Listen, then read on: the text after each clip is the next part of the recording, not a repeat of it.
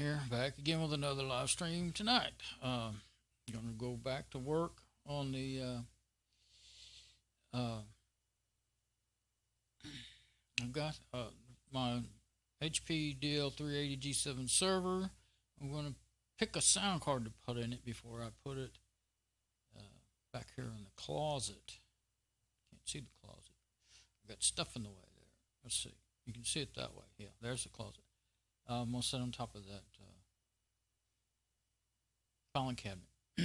and I can shut the door to keep the noise, so much noise. Well, I won't shut the door at first. I'll still leave it cracked, but to let the heat, so I won't build too much heat in there. But if it all works well, I can shut it for a while, to test it. But if everything works like I hope, then I will go ahead and put some kind of vent in the roof, let the hot air go out into the attic with a fan, and everything. But let's see. First, before I put it in there, I've got the power in there. That's a power strip sitting in there. If you can kind of see it there, coming kind of up halfway up the file cabinet there. Let's see, which camera do I want? Okay, so I want camera 4, I believe. Oh yeah, and let me switch to audio and cam. Oh yeah, and let me switch to audio and cam 3 so I can go over there, move around, get on the wireless mic. Had a lot of trouble with my stream tonight. Things kept breaking. Last time everything was fine, and then my router auto rebooted at 4 a.m. and I didn't even realize it. And I was talking to myself for 15 minutes with the sound not working, and the video. Well, I don't think the camera I was using was working either. My stream dropped, and then when I noticed that the OBS reconnected, the video camera 1 and 2 started working again all by themselves, but camera 3 hardly ever does, and that's when I do the audio one. They're phones is what they are, but camera 4 really is a camera. It's going through USB to the computer. But it locked up on me first thing. But anyway, everything's working now. Hopefully it'll keep working this time. I went ahead and ate something while I was down because I realized I was hungry. It took me longer to get back than I expected. Let's see. So I've got one of my old desktops sitting on top of there, on top of the server, and let me get over there to it. I've got one of my old desktops sitting on top of there. Check my stream. Okay, yeah, I'm going to close the browser. I want to make sure the sound and everything was still working on my stream while I was, gone. Hopefully, I'm going to have to work on that. I think maybe that. Well, I won't go into that again, but I'm going to have to do something to where I can monitor my stream all the time again, like I used to. Then I can just glance up and see when it's not working. But so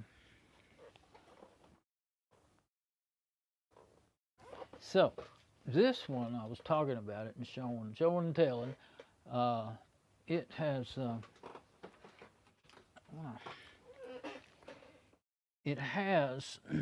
7.1 surround sound card in it that uses optical.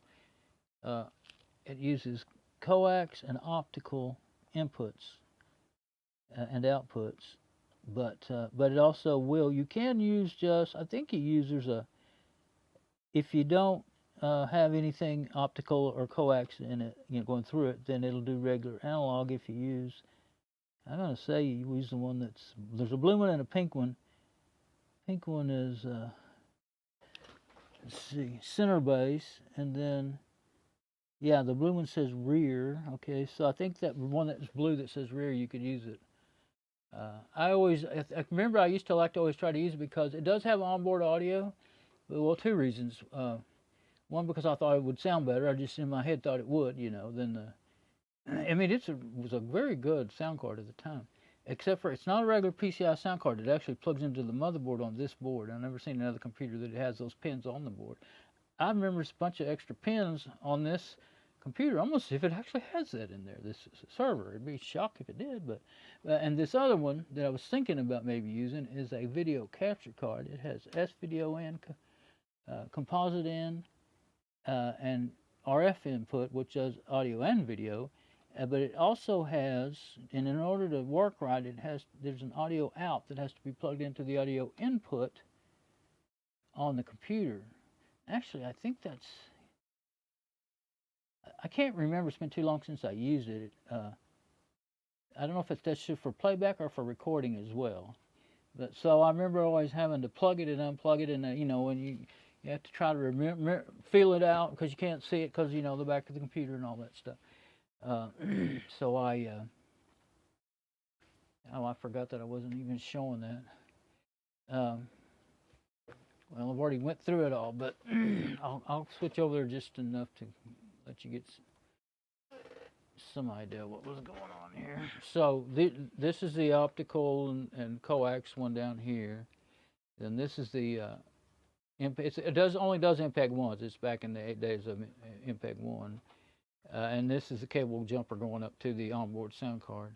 And this is the regular video card. It has VGA, composite, and S-video.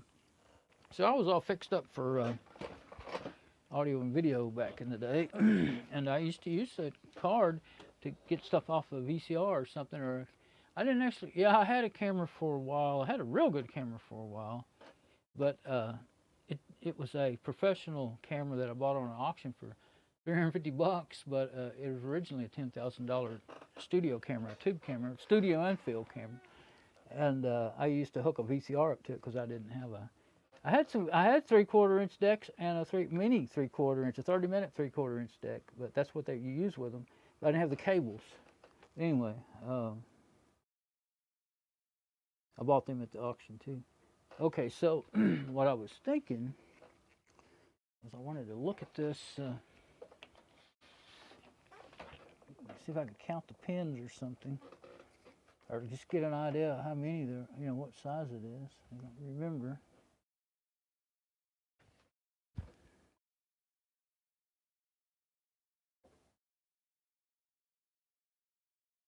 Oh, the cable will kind of tell you if I could count that many. I wonder if it's on the cable. I don't want to unplug it or anything because it's pretty hard to get your fingers in there. But let's see, some writing on there. I don't remember if these cables tell you how many pins. 1, 2, 3, 8, 9, 10, 12. Somewhere around 14. My eyes are not good at doing things like that, so I don't know how well I did. But I'll go ahead and open up the server. Give a look in there and see. That was heavy. Not as heavy as the server. It's close. No, the server's 60 pounds. I have to be careful when I lift it or I'll hurt my back. Might be more than that. I can't remember now. Might have to look at might be something on the side of it that tells that. Oh, now, I don't really want to take the video card out. I just remembered that could be under where the video card is. Wherever the poundage is on here, I don't remember. See, I have an 8 gigabyte video card, and I'm using the HDMI output, and the way it fits in there, of course, these are made to have video cards, but this server was made in 2010, and this video card was this year, 2020. It does work, works great. But I got one that has HDMI, DVI-D, and then it has, just because that's the only one I could find at a good price, about 3 display ports. I don't have anything with a display port. I might it someday, I don't know. If I bought a new monitor, then I'll probably get one with a display port. But the DVI-D, it's blocked by just the case, and I didn't want to cut it or anything. My monitor, I had planned on using it because my monitor, that's what it accepts. But I do have a 30-foot HDMI cable and an adapter, and it does work. It's just it doesn't send audio. But I was looking at them. I could get a KVM switch that would split the audio out to an analog output, and then I would be all right with it that way, and then go from the KVM switch to my monitor. But they're the only ones that had, you know, good reviews started at $85 and up. You know, the ones that had really pretty crappy reviews were cheaper, about 35, 45. But I think, well, heck, that's $85 is a good chunk on towards a new monitor, you know. So, but anyway, yeah, whatever extra pins there are. Let me look around over here. If I see anything worth showing, I'll get my endoscope over here. There's a J72 that looks like a fan header there. A couple more SATA connections, looks like. Oh yeah, the USB. You can get to the USB. Now it has an SD card slot too, but it's under the cage for the. Yeah, I couldn't plug anything into it without taking this out. Let's see. Oh, I'm gonna have to take that out to put a video card in, a sound card in there anyway. So I may as well take it out. I have. Well, let me look at my cards first because I went out in the garage. Yeah, I don't see. I remember seeing something that I was not expecting, and I don't see it now. You know, a connector.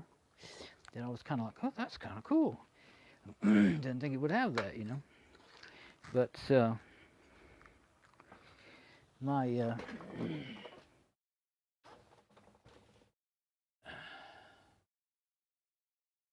oops, don't need the desktop. My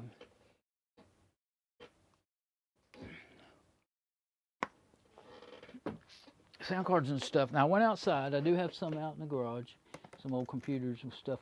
And I saw that I had, they still have them in the computer. I had one with just regular old PCI audio card, you know, and I didn't want to just go pull it out. Well, it was just dark. The sun hadn't come up yet or anything, and I didn't want to do that yet. Make noise and stuff. Won't be that long. It's 6:20 now, but because I know I have. Well, I know I have some. I think I have at least one Sound Blaster that's a PCI. I have one or two that's ISA cards, really old ones. Of course, that won't work. But anyway, they're right here, already out and ready to be used. So if they seem okay, then I would know that, you know, I wouldn't have any reason to know that, to think that the one in the computer out there. And I think I've tested one or two of them before, so.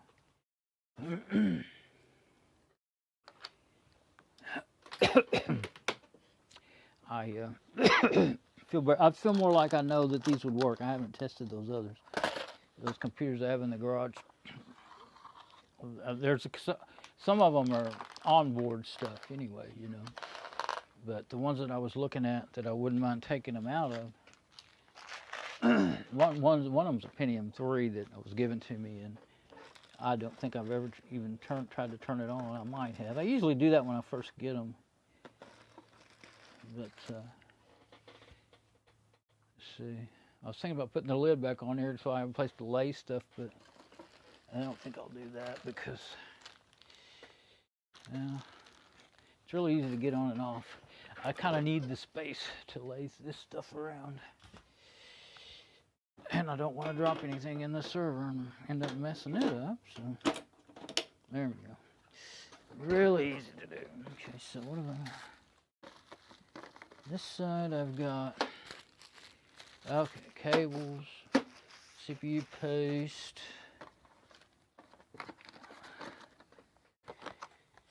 floppies for probably a network card. Let's see what we got here. Ah, here we go. Okay, there's a modem. No, that's an Ethernet card. I used to use these things a lot. Oh, there's a sound card. Yeah, Ethernet card. I used to have them in and out of stuff all the time. That is a PCI. This is probably one of the Sound Blasters. I may have more than one. Yeah, this one looks about the same age as the one I was looking at out there. Let's see. And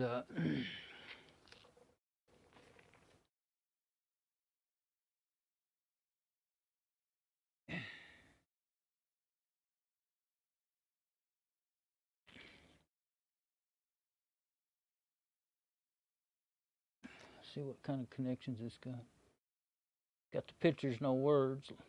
Okay. It's got an extra one though. Let's see. Okay, the blue's the input, the red's the mic. That's what I need the most is, you know, well, I use the line level input coming from my mixer. I don't hardly usually use the mic, but it's good to have them separate too. I like that. Then you can leave those two things plugged in. Then the green's the out, and then there's a black one. That's headphones, okay. Very cool. This may be the one I'm looking for right here. And let's see what else is in here for IDE cable. Oh, that's a SCSI cable. Yeah. Pretty sure that's a SCSI cable because I do have a SCSI card. Came with one of the computers that I got. Put this one over here. And got all the way down to the bottom now. Let's see what we got here. Okay. This one is a what? Oh, that's the SCSI card. Goes with that SCSI cable. Yes, indeed. Yep, SCSI card. I played with it one time. The hard drive that came in that old computer, I think it was like Pentium 1 or something. But anyway, you know, SCSI used to be the fastest thing available for for laptops and desktops and stuff. Now this is an ISA card, and this is a serial. It's probably a printer and a serial port. Yeah, it's got two connectors on it. And this one, I think they're laid in there by age group. Oh, these are all together. Some of them didn't work real good or didn't work right at all, or they couldn't find a... When I was messing with these a lot, it was back when I ran Windows, and finding the right drivers was hard, you know. That's a modem. I think since they're all in the same bag, they're all going to be modems. I think a couple of those are good modems. Let me open it up right and see what I'm doing. What was that one? Oh yeah, that's... So, well, I'll just have to get them out. Modem. Oh, and it's just got some foam rubber to protect everything. That's yeah, I bought some brand new modems, some 56K modems back when I was doing dial-up. And it's something else though. That's not even one of those ones I bought. But I wrote notes on what. Oh, this one says it gets ion Q conflicts. And keep changing jumpers. Anyway, I wrote myself instructions for later. Okay, so ISA card down in the bottom. Modems, I guess, on top of that, and then you have to with these big metal deals, you got to kind of figure out which way you want to turn them, too, so that they won't stack quite as high, and you don't want to break anything either.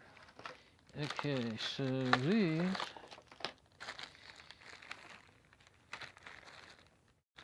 yeah, those are Ethernet cards,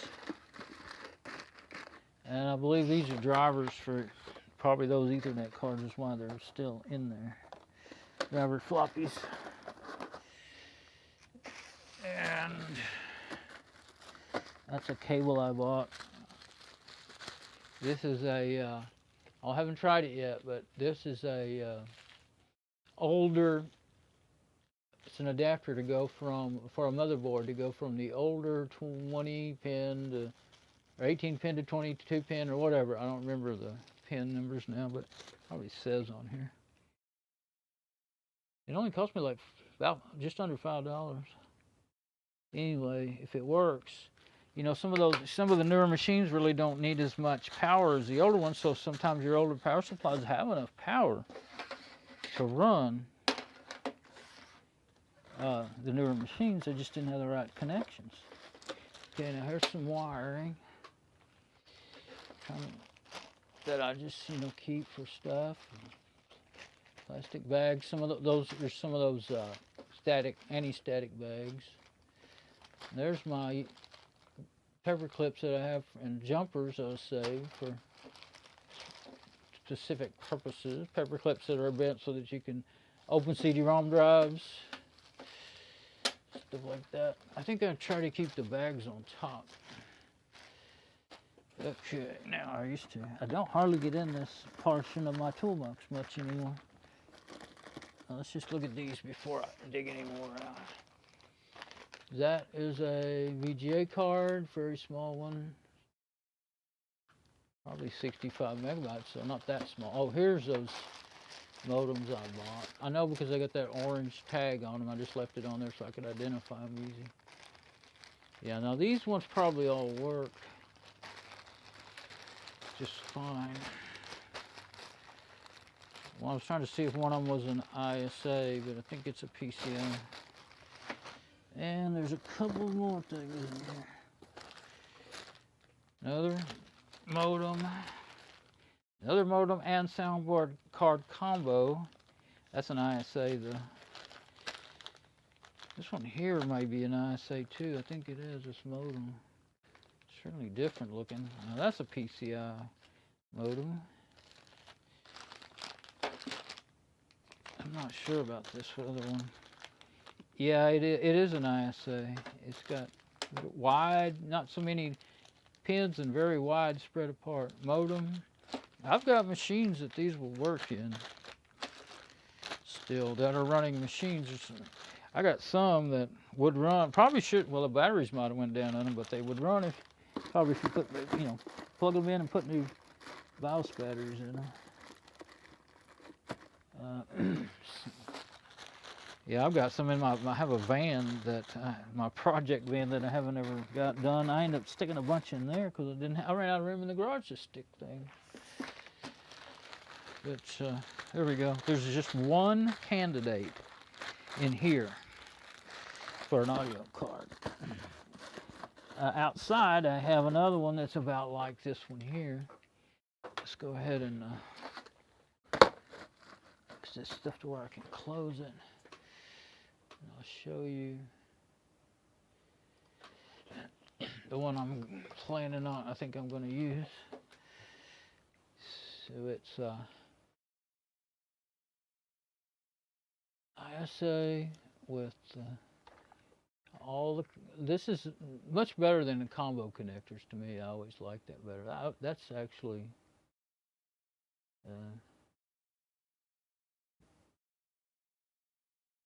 the headphone output probably is a little higher level than line level. That's the way they used to do it when they had their own headphone output, and it can drive the speakers and headphones. So, but you could use it as a line level if you had something that could accept something a little louder. Uh-oh. But there are some cables here. Oh, this thing is CD in, video in, aux in. It takes these other cables, these other kind of cables. I wonder if you have video in. I guess if you had it's not populated though. But CD in and aux in is. I didn't even know. I'm talking about these connectors up here. These that you use those. How many pins are they? Let's put it over here where at least you can see. They're 3-pin, 4-pin, 4-pin. They're all 4-pin. And yeah, they didn't. That's not a feature on this one, but they'll have a place for it. And yeah, I'd forgotten about that. I don't have a CD drive on the server, so that won't matter. But I have one or two of those, some of those cables. I've got a bag of cables back there on the back side of that toolbox too. I know I have 2 or 3 of those. Yeah, but SPDIF, I believe, is what they call that signal. What is the other one? The green one.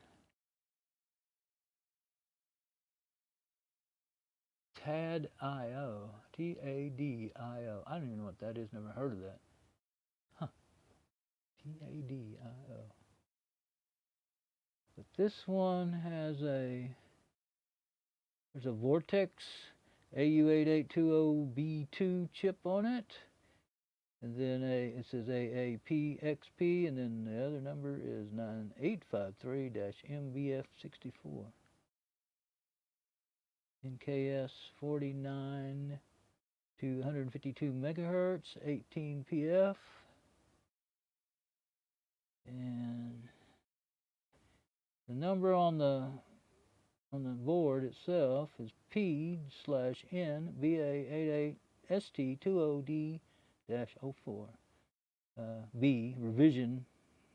That's kind of odd. I guess there's a big B, like a sticker B on there, and then above that it says REV revision A. So is it revision AB or what? Or is it that 4 goes with that B? Good looking board. This one, the stuff is little, but you could still at least see it with a magnifying glass. Before they got to be one chip size small, the whole thing. Well, I mean, if you see the audio on these other ones, it's a lot smaller than this, but it's still got some. The light just reflects. There's another one on there. Sometimes those small chip is really your chip that tells you what it is. This one's WM9701CFT 88CFE6T4. That's the other processor, microprocessor on there. Oh, what we got there? There's another one. I think it was outside up when I started.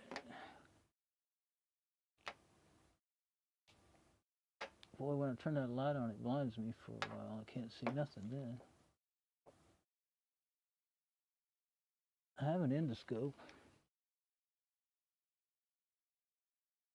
That's a, I bet you, you know, I try to learn. I've always wanted to learn electronics. I want to learn how to build stuff, you know, design and build stuff, but, or at least learn how to work with embedded systems. Done that a little bit, but I can't design nothing. And I can't remember what, my memory's gotten worse and worse over there, so I can't remember things to learn a whole new trade. But let's take this. I tried to keep on learning for about 10, well, I still try to learn, but I tried real hard for about 10 years. Yeah, here we go. The one I was trying to see, that one. Yeah, this endoscope's not even going to do it. Let's just, I could have done that a while ago and I didn't think about it. Is that's what I was looking at, the big chip, and that one, and there's a heat sink on. I was kind of call that a MOSFET, but I better stop talking. I can read numbers sometimes, but let's see. TDA 1517, G11 533, YNH 9718. Then a big space and 2. And the word, there's some word letters, TLHAANIO. And I just remember people calling things that looked like that a MOSFET. People that knew what they were talking about. And so anyway, yeah, here's the, I would turn the light on the thing, but it would probably just make things worse. If I try to get it in the right distance, it's still not quite enough. I don't know, maybe it would reflect off of this. I know that from when I was just now. And here's the connectors that I was talking about. Let's just aim out here. See, it's got the black one is the earphones, and then the green one is the line level out. The red one, it's actually red, not pink, but that's the mic, and the blue one is the line in, I believe, or line out. Yeah. So, and it also has, is that a VGA? I don't know why I didn't pay any attention to that. That's not a VGA. I figure it's a gain port. Yeah, that's a game port. It's bigger than a VGA, I believe. I'll stick the VGA up to it and we'll see, but I'm sure it's not a VGA. Okay, where's number 2? Can't see. Well, let's just go back to cam 4. Here we go. Yeah, I guess I can, well, if I'm going to get it in the camera, I'm going to have to untie the twisty. But I'm going to untie it at some point and use it today anyway, so might as well. I think I am. It's taking me so long to do everything that. Okay, so yeah, oh yeah, way bigger than a VGA. That's a regular game controller port. I figured that. I knew that. But it sure looked like one. Well, I haven't seen one of those in so long. So that's pretty cool. I mean, if I decide I want to play a game, I actually have a controller that'll go on that. It's a kind of like a PS2 controller, but for a serial port. And I believe that's also called a serial port, isn't it? Joystick MIDI. Oh, it'll do MIDI too. There's labels right on there. Speaker out, line out, mic in, line in. Yeah, there's words on the bottom of the board because you won't be able to. I won't be able to see it once I get it plugged in, but yeah. So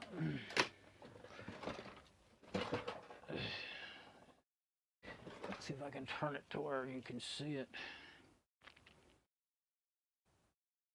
Is that upside down or right side up or what? You still can't read it, can you? I think it is right side up.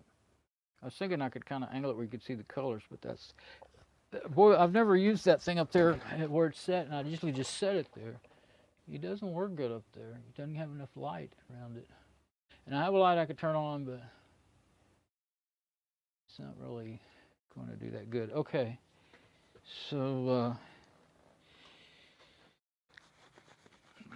wipe the greasy hands off of the, just using this paper towel, make sure there's any grease that it's been gotten on it over the years. I'll kind of get it off. It doesn't. Some people think it's the end of the world if you touch them. Used to, especially. I don't think they think that way anymore so much. But what it does do is it gets the corrosion process started. And if they corrode, then they don't make good connection. And then you're going to end up with problems. And you'll be so long after you touched them, you'll have no idea what, when, where, and why, you know. It's, I'm going to open up my Firefox again while I'm getting ready to put that in.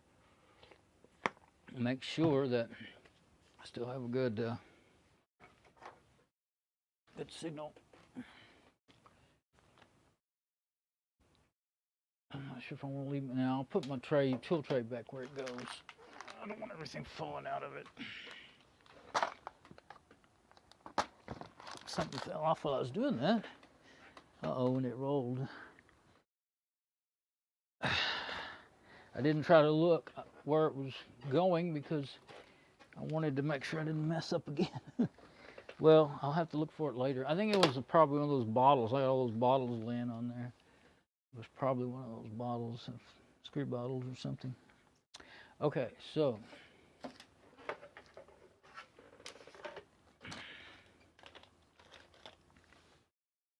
Okay, yes, let's get, I'm going to check my stream history, restore previous session, close the extra window. Okay, now, make sure. That's kind of cool doing it that way because then it goes right to the same place on the page too, not just the same page. Okay. We're doing good, got a green stream, green line on the stream. See how the system resources are looking. I guess they're okay. We're 58. Okay, now we're on this camera here. I think that's all I need right now. I'll get this lid off again. This one has some, they're not sharp, but they are when you lift the whole weight of this with your finger. It has pins that go into the back of here to line it up. There's one right almost in the middle, and one here and one here. So when you try to, and that there's nothing between these. See how there's nothing to grab a hold of, but that's the best spot. But you get that pin every time. It reminds you. You know those all the words on there. Let's look at that. All the destructions on here. It might tell me something I need to know. You can't see anything but the bottom of it, so I'll just lay it down and get it to where I can see it. Okay. I mean, I know how to put a PCI card in it. I just want to see what. I was thinking maybe it'll tell me what some of these. You know, I was talking about that. I wonder if that other. It tells you like jumpers and stuff too, and I was wondering if it would show me that connector that I was thinking about, and if there's actually one there that would allow you to plug in that 7.1 card on that other machine. That's what I was thinking about. I almost forgot about it when I found this one. I don't think so. I'd be completely shocked if it did, but. Oh, that's not connectors, that's the front indicators as it's showing there. It's mostly, you know, it tells you how to replace the CPU and showing you, I think, how to add one or take out or put in a blank if you're only going to have one CPU and stuff like that. It tells you how to do memory. I watched so many videos of Morton's on my Playhouse channel. He likes IBMs mostly, but he does have a couple of HPs. He has a G6, like this one, but it's a G6. But anyway, he's a server. He's a IT guy, you know. He seems that he does mostly the hardware work too. So he's really good at that part of it. But that's what got me started on watching his channel about 3 or more years ago. I actually found this channel. He was repairing one with the electric skateboard, what they used to call hoverboards, fake hoverboards. He was repairing one, trying to figure it out. And then I got to looking around his channel because I thought, oh, he's pretty good. I like him. And I saw servers because I've been way back in the early 2000s. I did a bunch of research because I had figured out that servers had so much great horsepower, you know, memory and RAM, memory and processing power. But they had, back then they had like 6 or 8 megabytes of video memory. And I had, you know, 64 and might even have that. I guess I had a 512, but they had 512 megabytes out. And I was running, back then I think I was running Windows 98. And I could find them cheap, you know, $150 and stuff like that, servers, but I knew I couldn't use it as my desktop without a video card, and so I never saw a way that I saw a couple of people talking about it online, but never saw anybody do it. So I kind of forgot about it for years and years, and then about 3 or 4 years ago, I ran across his channel, and that's exactly what he was doing, is putting video cards, and he put them in IBMs, and they worked fine, but he wanted them to be passed through to his virtual machines, and he had a lot of trouble with that. He ended up getting that G6, and it worked pretty easy. I still don't know if he got it to pass through his virtual machines the way he wanted, but that's not even what I want to do anyway. I've already installed Fedora 32 Mate Desktop on here. May have to do it again because I did it with the server ISO, but it's called net install, server net install. But you can also install any desktop you want or anything. And I had used, this is 32, and I had done 29 on one of my desktops to set up a server. And I tried to put my desktop on there. It all installs just fine, but it doesn't bring you up with the Plymouth boot screen. It used to, because I had done it before. And older versions, just, you know, like 24 or something like that. I don't remember what version I last saw it work in. And but you can make it work, but you have to log in the command line and then type start X. And I got this one that far, but I don't like that. So if I don't get that fixed, then I'm just going to reinstall with a regular Fedora 32 Mate desktop ISO. And then, you know, I'll just, then I'll be all set up. And that could even help with, if this should just work, but if it don't, that might help it to work, this audio card. But that's what I'm going to do, is put it in and make sure, let's see, I got to loosen these, make sure that it that it works before I shove this thing up in the closet, because I won't be able to get to the back of this like this very easy. I don't think I could do it. I'd have to pull it all the way out of there, and it's too heavy for me to be taking in and out all the time. I didn't really want to put it in the closet. I kept thinking about it, but it's really the only place, unless I want to buy a really expensive insulated rack box to put in my rack, or build something. It's what the closet's already built, you know. All I have to do is, I don't think, you know, with all the clothes in there on both sides, I think it will really insulate the noise on the right and the left. And then if it still needs a little more insulation, that wouldn't be too hard, you know, a little bit behind it, and maybe some on the door. And venting it. The only thing that'll be real work is venting it out into the attic.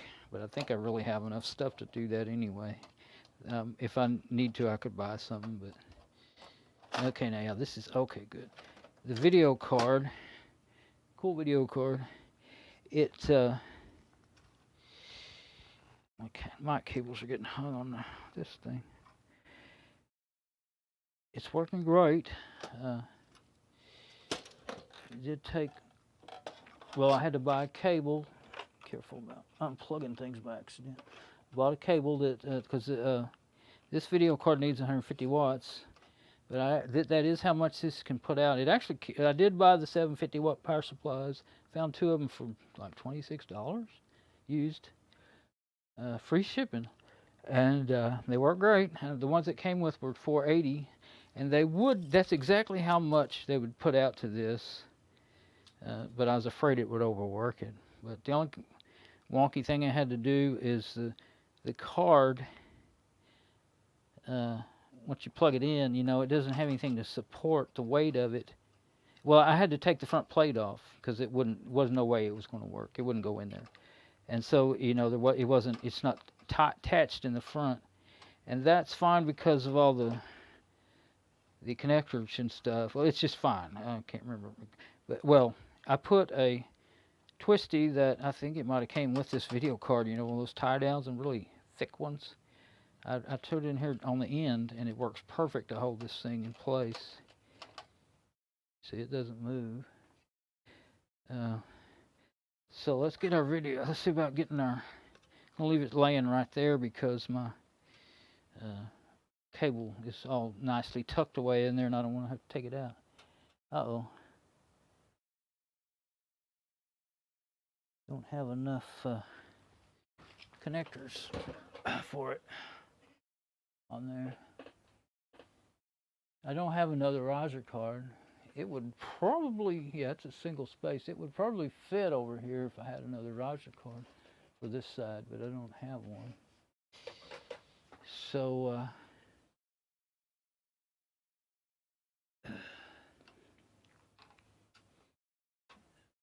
let's see.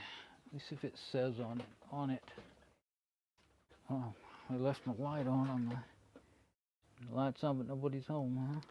I left my light on. This is laying over there with the light on. I don't know what it would cause, you know. Like with the video cards, Morton he said you didn't even have to have the last bit on the video cards, and one of them even cut them off, but because it wouldn't plug in unless he did, and he didn't want to. One of them he shortened the connector, and then the next one he said he didn't care about that video card anyway. All it would do is run a little slower. I have no idea with an audio card or how to find that out. It looks like it would still plug in, but you'd really be wondering why, you know, you wouldn't have no idea why it wasn't working. But I was thinking, I saw him talking about plugging something straight into one of these, but you'd have to, well, you'd have to take, you could take the metal thing off of there, and I guess you could, but it'd still be way too tall. Way taller than the server. But, not sure where I would want it. I think I would probably put it, these open. I'm going to just see if it plugs in. I don't think I'm going to do it now, though, because I ended up taking the little blue deal off completely, and I decided that that extra hole would be good to leave it open to get more airflow here. And the temperature has been just really good, so about 50 degrees hotter than it was before I put the video card in. So these little blue things that hold the blanks in, they're really easy to move once you figure out how to move them.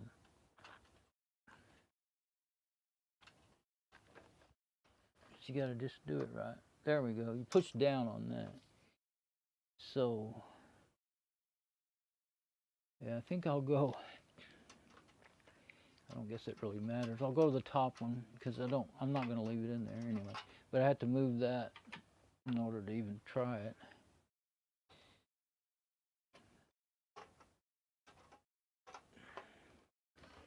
It's too wide for that slot too. It would only go in the. There's not another connector on that one though, just the one. It would have to go in a wide slot. Yeah, that doesn't have a connector. I'd have to have this one over here to try it. It would go there, I think. Right there, like that. You know, the power supply only lets you have so much space. Maybe getting it, yeah, that's the right one. Closer to the, actually it would have to go there, yeah. You would slide that one out and it would go there. But you have to have the riser card. I think they cost about 25 or 35 bucks. But, yeah, I was all happy. I thought that was going to work. Of course, I could buy something, but it's going to have to be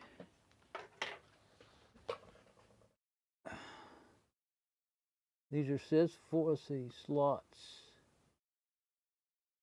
5. Oh, that's slot number 5, slot number 6. It says 4X on there. So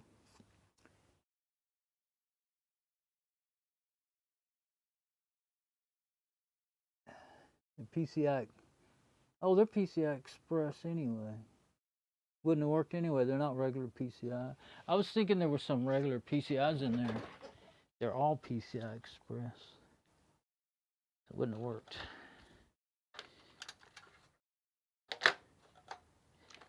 It had moved a little bit there. Oh, I didn't take the blue thing off. It's just loose because it doesn't have anything to hold on to because it doesn't have any doors on it at all. Gonna have to keep an eye on that. It had worked its way out a little bit. I might have to I might have to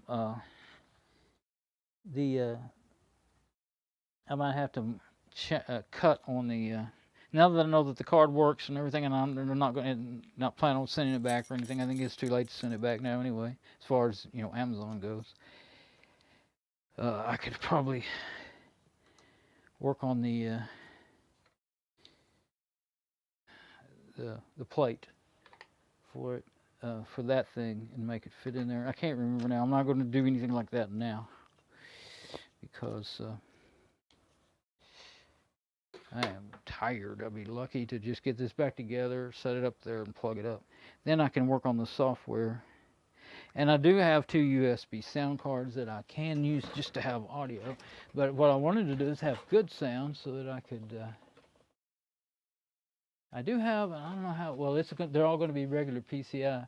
I have a FireWire card that says, it's a FireWire audio card. I didn't even know one existed. It's in one of those machines out there. I saw it when I was out there a week or so ago working on my coffee maker. I went to looking at them because I had to move them around. And then there's, like I said, another, I think it's just 3, doesn't have the 4th one like this one does. But this is just a regular PCI. and haven't ever really needed it because everything I had good enough audio, you know, on board or whatever. Or that one I showed you before, that one. Oh yeah, I'll look around. Those there's not going to be a plug. I don't think there is a plug there. I see. I want to see what it is,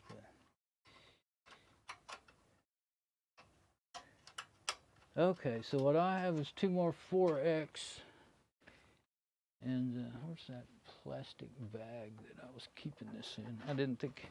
I actually thought I was using it. It wasn't going back in there. I don't know what to do with it.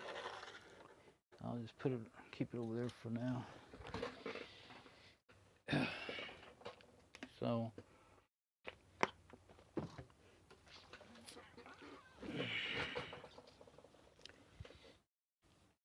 there's that connector. It's there's TPM by it, C1307. It's about the same size as that audio connector. I have no idea what it's for though. I'd have to look that up. I'd be completely shocked if that's actually what it was for. I thought maybe I had seen something that actually said audio on it or something, but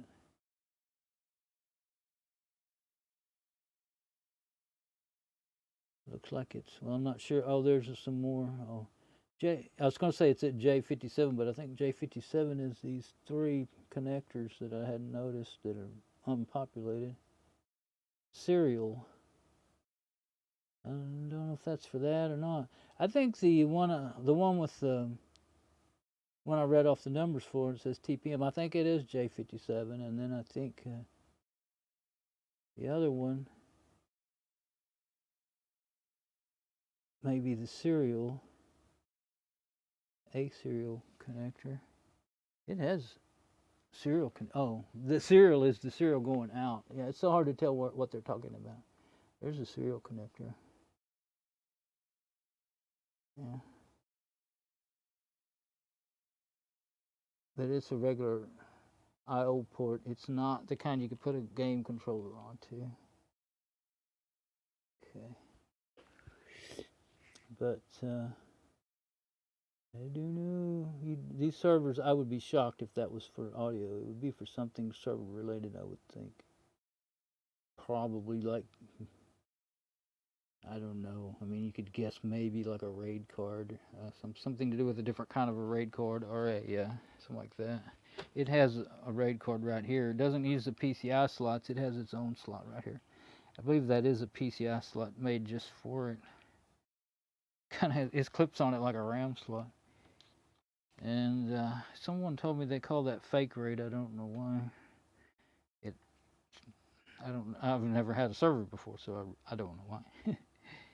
But it works great. I've set up my RAID with it, and has a gigabyte of onboard memory. So if the power goes out, it can hold a gigabyte of data. If anything been written or anything, it can hold up to a gigabyte until the power is restored. There's a Broadcom chip right there, so that must be the Ethernet chip right there. I know Broadcom is, that's Ethernet. There's the, I've used that the first time I booted it, the SD card slot. And if would be, I thought about running it on SD card, that's what it's there for, but I don't want to, the biggest one that I would even think about buying is 256 gigabytes, and it's not big as I wanted because I want to have plenty of room for applications and virtual machines and stuff on my operating system drive. So I set it up on the SAS drives I used 6 of them, and I left 2 out. Well, I didn't leave them out. I left them in there, but I set them up on their own 2 separate RAID. Not really arrays because they're just single drives, but anyway, they're in their own pool. Not a pool either, but yeah, that really, I would like to look that connector up, but 2, 4, 6, 8, 10, 12, 14, 15, 16, 17, 18, 19, 20. 122. I think it's probably got the same amount of pins as that one that's in that machine over there. That's going to take some long research to figure anything like that out. So, and I'm sure that's in the manual. I've got the manual, you know, the PDF manuals and everything. But oh, there's that plastic bag. Yeah, this, as old as this is, it would have might not have even, the Fedora might not have had a driver that would work with it anyway. Fedora 32, but oh well, it's worth a try. And I guess it was good that I got in here and saw that that had actually moved a little bit. Must be vibration from this fans moving. Well, one time they ran so fast I thought they were going to break. Well, I shut it down, and then about 10 minutes or 5 or 10 minutes later, I turned it back on, and I think it heated up. And the sensors do work with this. I saw in the ILO, went through everything in ILO, and you can see the temperatures of all the PCI devices. It's just all over. I didn't know there were so many sensors in these things. And you can just see sensors, you know, temperatures everywhere, and it's doing really good. First time I ran it, let's see, now I don't really remember the temperature so much as I remember the, what's that, the battery? Yeah. I remember the, oh yeah, you got to set that down straight. Well, I have to get it in kind of like that to get this under the cover for the CPUs. Then I have to set a light in there or something. Then I have to kick it up and get it straight. Kind of tricky. Let's see. To get that to go in there right. I don't really remember exactly how I did it before. That's why I was leery of taking it out.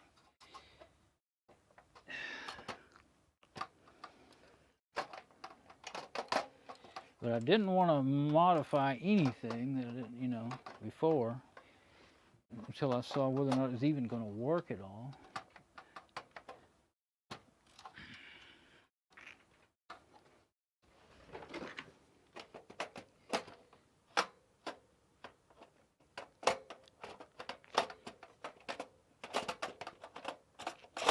There.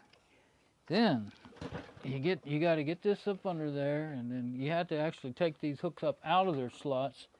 Then it'll set straight down. It just fell in there when it finally got in the right place. There. There we go. And these things, these here, I used to think they locked it in, but they don't. They just lift it out. These little handles here. So.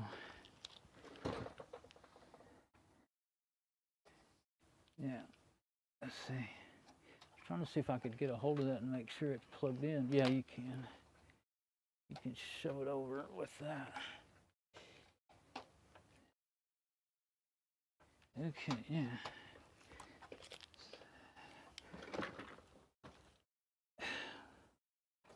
Yeah, we're good, we're good. Okay, I just want to make sure of all that before I... And that thing needs to be flipped up or it'll be dangling in the back. That's what normally... This thing in the middle here, that plastic one, it's staying now. It not the one I'm twisting, but this one here. That's what would hold in the blanks or the PCI cards. So I don't want to mess that up. It's just flopping in the breeze now because I had to take the cover off of the card. It doesn't have its mount, and then the other one. Well, the other one's on down there that I left out for airflow. I think I could have put it in, but I decided to leave it out because maybe I couldn't have put it in because of the way things turned out. But, well, looking at it,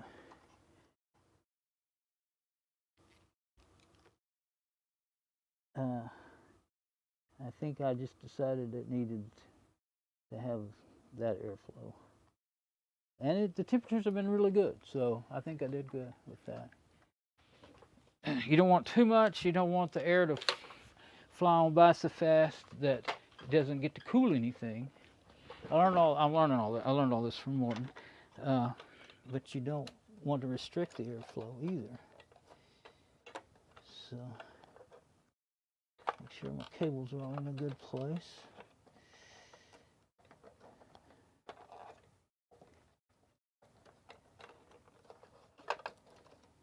Oh, those are plugged in there. Okay.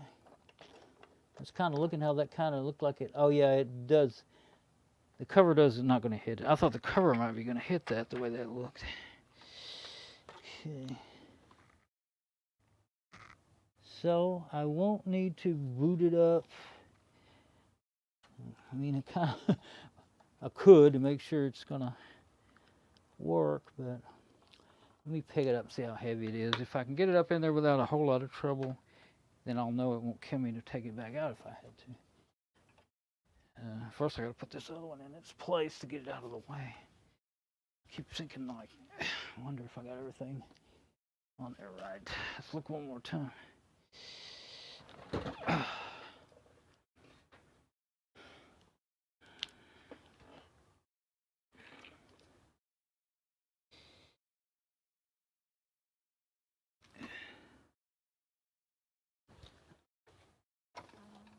Yep, I believe so. Okay. And I put new CPU paste on it first thing when I first got it. So that's the RAID battery. It sits in there, just sits there, and it'll, gotta watch it, it'll fall out.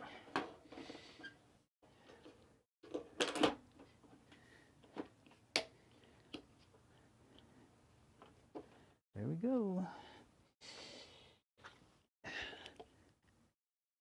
Yeah, the rack ears, I looked at for rack ears because I thought for a while I was going to put it in my rack, and they're real expensive.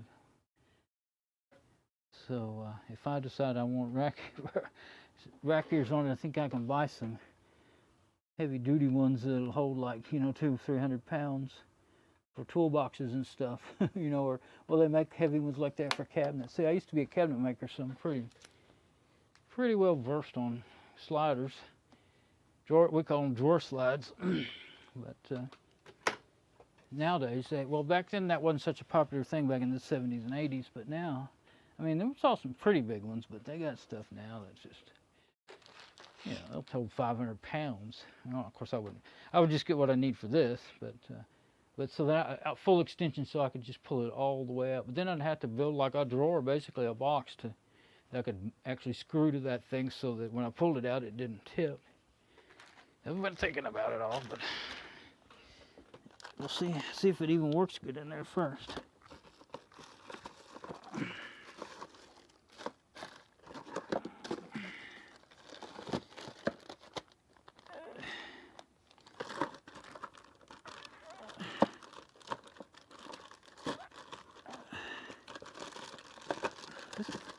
This toolbox is really getting heavy.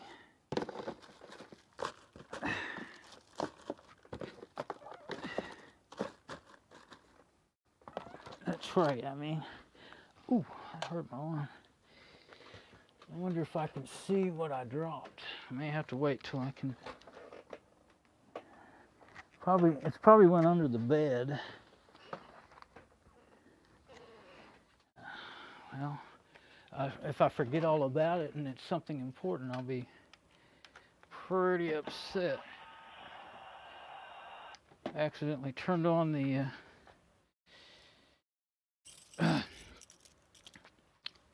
radio when I plugged it back in. It's a flashlight and a weather radio.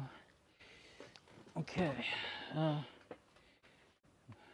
One good thing OBS does show you whether your string's green or red. Shows you your frame per second that's going and everything, CPU usage and how long you've been recording, kilobytes per second, kilobits per second. What's being 4,108 and 4,152. So it's running about 4 megabits. Looks like that's kilobits. But I'm going to first let's go ahead and try and aim this up at where I'm going. Wait, should I do it now? I think I'll wait till I suppose I don't necessarily. Last time I moved that, I bumped that USB on the back connector on the back of the camera and it froze up. Lost connection for a second. I don't want to mess it up. And I do have. I'm thinking is I can do it like this, and so you can see where I'm going. It's just smaller, not as, but it's not that big of a deal, I don't think. I think I'm going to just do this, because then you can see me from two angles. So I've got my cables ready, basically. But I need to get this up there. Oh yeah, first I got to put that back. So let's get that. And I think it's raining outside. Get this and put it back in my rack. These desktops just set on the bottom row. I put a piece of plywood in there that goes all the way to almost to the wall. Gives me a good place to set desktops. I can usually get 3 in there, but it depends on how wide they are. Right now I've only got 2 in there. Yeah, I got 2 hard drives in here now. Or is that a floppy? I got 1 hard drive and a floppy, and 2 CD, 1 CD and 1 DVD. CD writer, DVD. I don't know if it's a writer or not. I've swapped parts around so much over the years. Yeah, this is good for.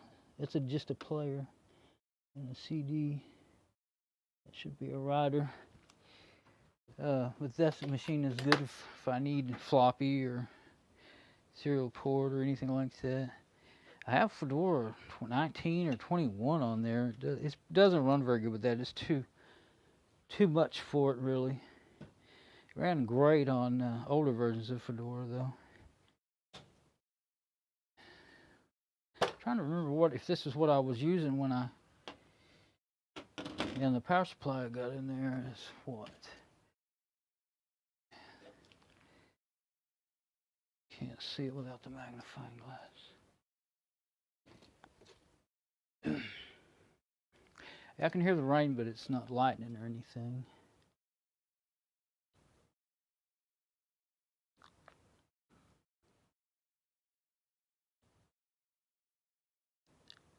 It's a 300 watt, so I think the one that was in there I think it was 350. And so, of course, I wouldn't want a bunch of the hard drives that were in here. I think I put into the one that was the next one I went to after that one. It was my main machine. And then, actually, I don't think I took any out of it, because they all had stuff on them, and if I put them somewhere else, they wouldn't work right. So. And I had backups and stuff. Oh yeah, so I need to plug in the. What I'm not getting is, how come I didn't know power plugged into it?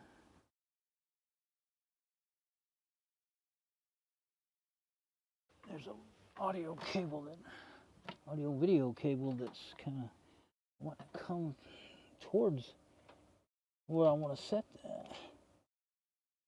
What I'm thinking is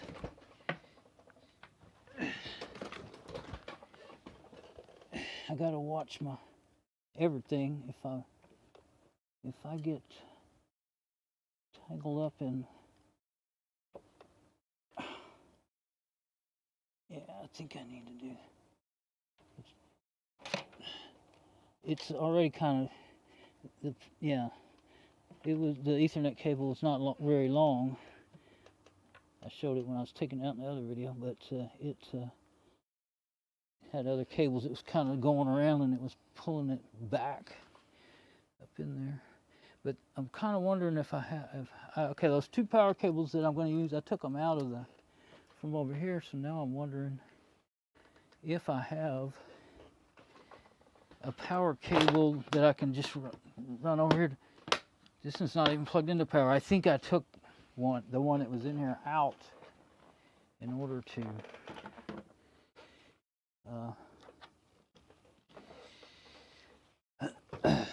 hook up the server. because it was just the right length and everything.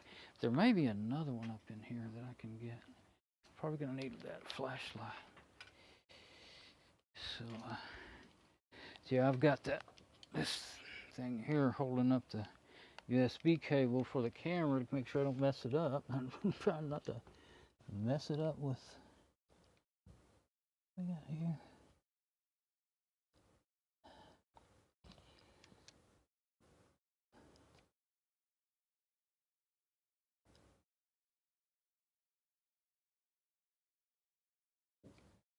Sometimes you see a cable go so far and then you can't figure out where it goes after that. Now that's the power cable for this other machine. Yeah, the other machine, I guess, suppose you can see this black one. That's an 8-core that I built for my mom, and the motherboard I used was a little older. It does take an 8-core, but that 8-core wasn't even made yet when it was built. Works, but not the Ethernet on board. Ethernet doesn't work, and I put a 100 megabyte bit PCI card in it, and I don't. And it anyway. I want to redo it because I bought a new motherboard and I want to redo it. But I see another cable that looks like it should be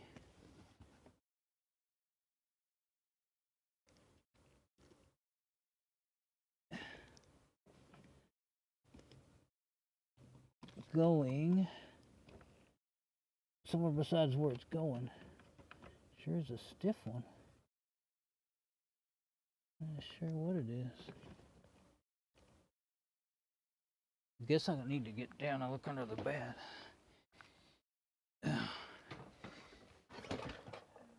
I know what one of them is. It's the cable for my. It's a flat one. It's a power brick. Has a power brick on it. It's so that I can. It's under there, and it's running my machine I'm streaming with, so we don't want to mess with that. And oh.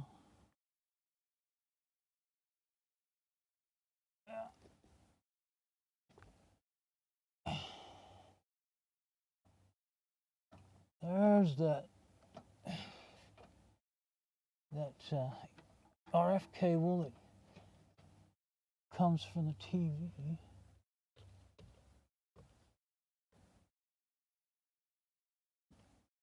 I really don't understand where that one cable is going or coming from.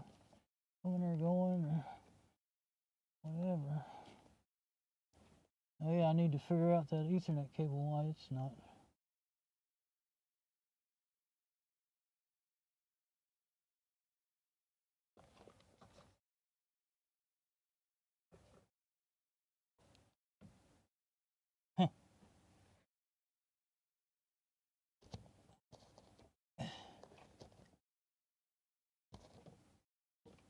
I've got a lot of cable in this house, under this, all over the place, in this room.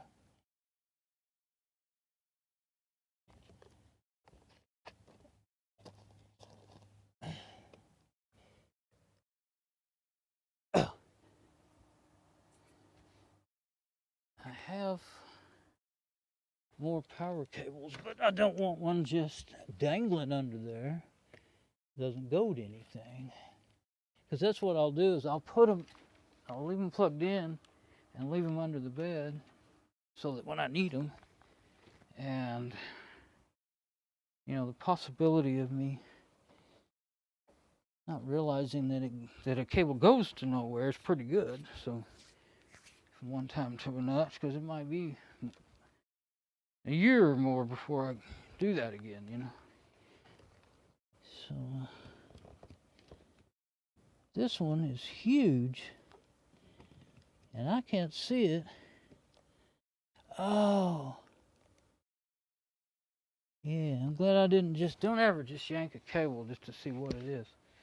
That goes over behind my desk to another power strip, an big old metal one. and half of my stuff is plugged in there. No telling what I'd turn off if I unplug that. So I have to get another cable. I'm not sure. I think I might have one in the hat box here. I don't know if you can see the hat box yet, but let's slow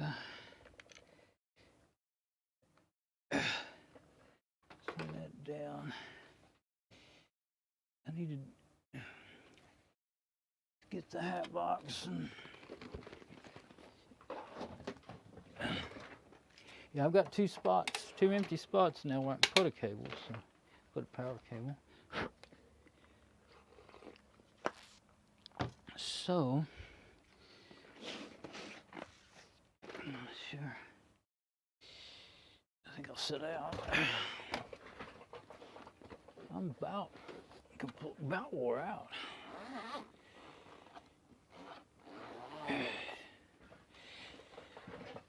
If I don't have a power cable in here, I know I have some over there, but I was thinking I might have one or two in here.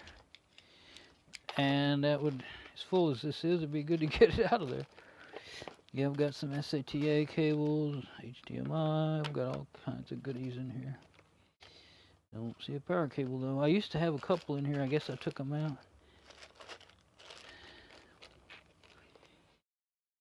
Speaker cable. Let's see.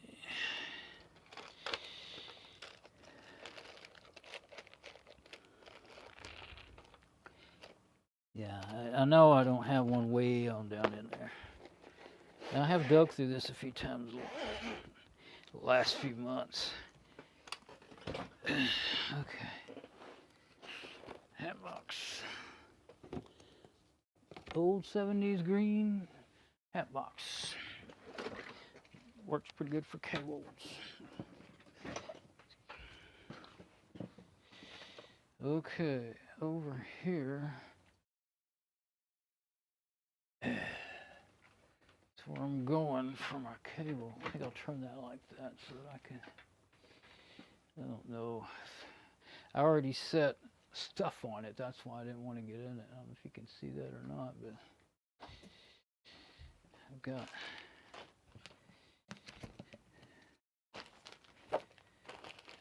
stuff sitting. And I'm going to have to move this stuff to get to it. How am I going to do that? Let's see. Yeah, I love that stuff. I don't know if you can see where I'm at. Anyway, let me just get it.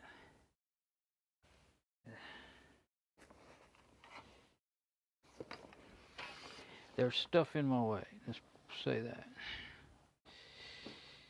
There we go.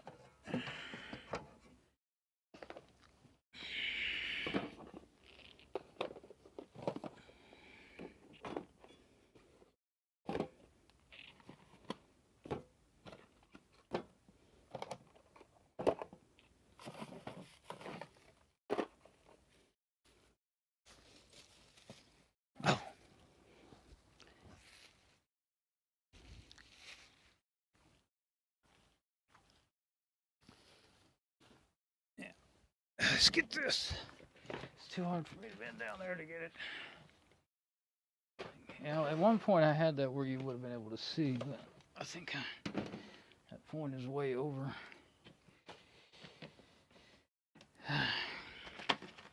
MIDI cables. This was my emergency sound box. When I was going to do sound for bands, I would carry this and it would have things that I might need in an emergency. There's one.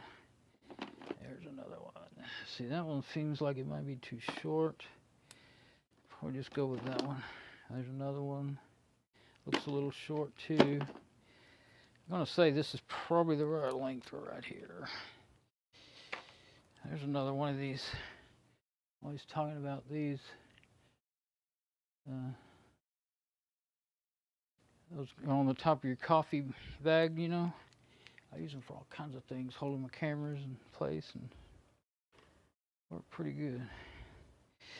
Okay, yeah, that'll go. That's a long one. hate to waste a really long one on that. I don't need to go that far. Yeah, that's too long.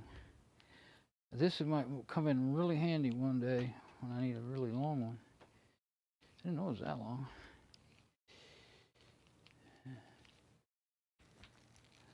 Okay. One of those shorter ones.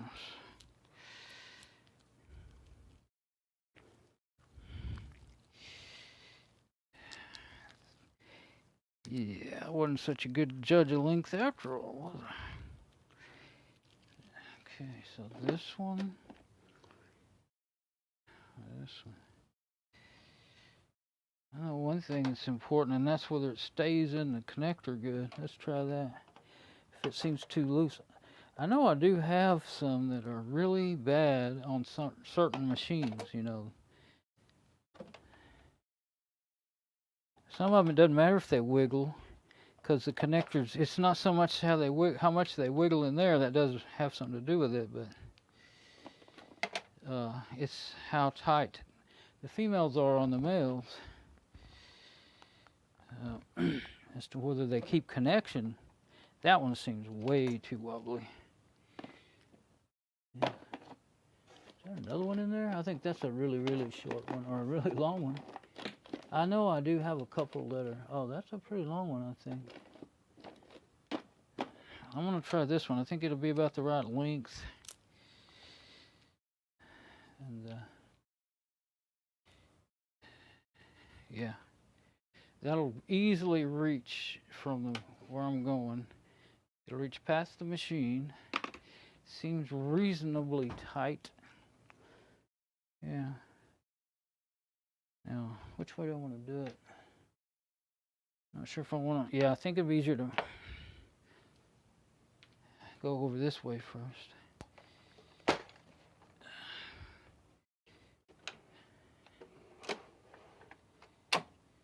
Okay. Put it around there. Oh. I think. Let's see. Where's my light? I hate doing this now, but I need to just to get to where I'm trying to go.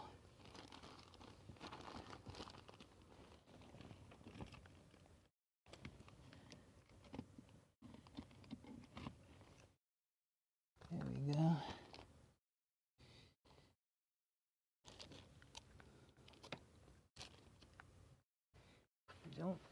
Yeah, I can't just drag it over the top of the machine. There's too many other wires that's gonna interfere with it.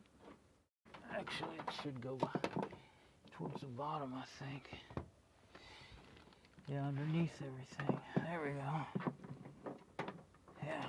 If I can get enough of it in there where I can reach it from this side, then we'll be all right. Yeah. And try not to mess things up in the other way. See, now that was being held up just very carefully, so when I put that back in there. Okay. Now. There. Now we got it. Okay.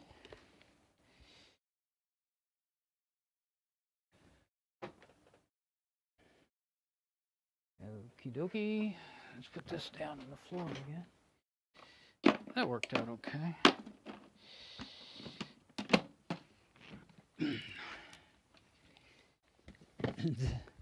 This machine that I'm putting back actually needs some soldering done on it. The battery thing, well, it was in the way of the hard drive cage, and it got, I don't think I actually bent it on purpose, but it got bent one time and I left it so that I could get them in and out. And then one day it just let go. And so now everything works fine, except for if the power goes out, it loses its time and it's all its BIOS settings, and you got to redo them every time you turn it on. So, of course, it was not even plugged in this time. I think I just robbed its cable for the server. I didn't want to do. I wanted two cables the same length. think's what it did.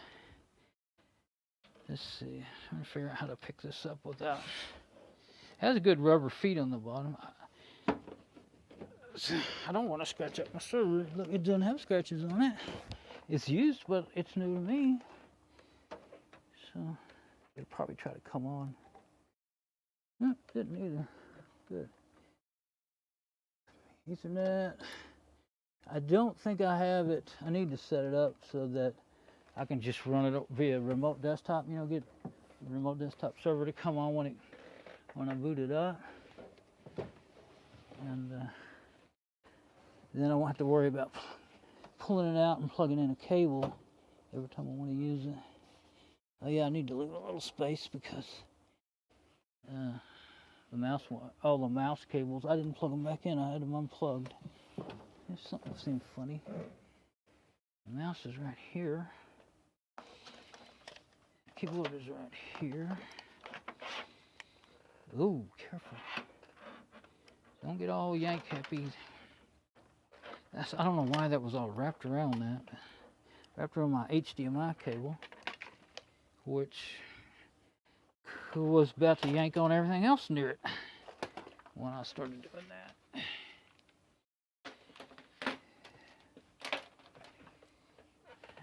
Tried to set up my cameras to where I could show what I was doing most of the time, but you know, every time you move, conditions change a bit. So at least you can see my back. See the back of my head. Let's see. Oh, okay. Purple one. The gray one goes on the green. I said the colors match, and they don't. Gray one goes on the green, and I think I'm gonna bring these out the other side this time. Before I thought that was a good idea. Oh yeah, there's a picture of a mouse right there. I was just gonna say I better not just go by colors. I better go by the little diagrams. Yeah. Mouse. Keyboard. But this one has been around that side, and it's always in my way when I'm trying to get to my machine that I use all the time. And so this time I'm going to run them different direction. Both of them. Well, that's not a very long cable. I better run it like that. There we go. Okay, because I have to have the mouse and keyboard to get the BIOS straightened out when I boot it up. And if I don't plug in the USB for the KVM, then I will need them because of that too. So there we go. I'm banging into that USB for the endoscope, but even if I mess it up, it won't be such a big deal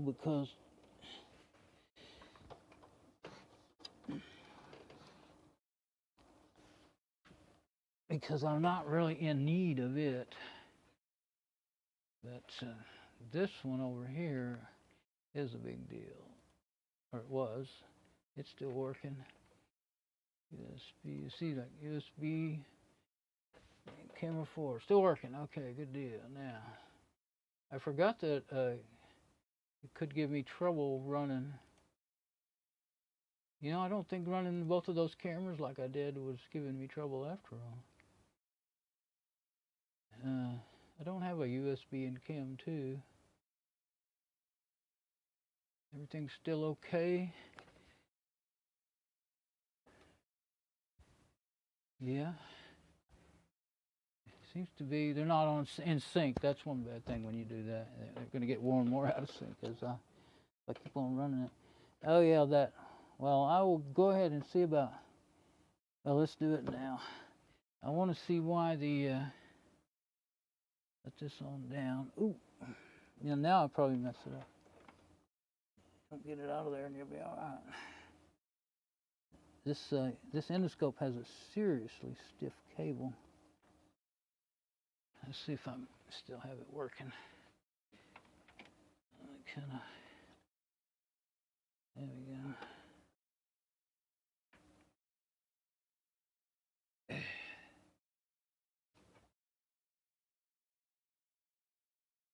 Yep, still working.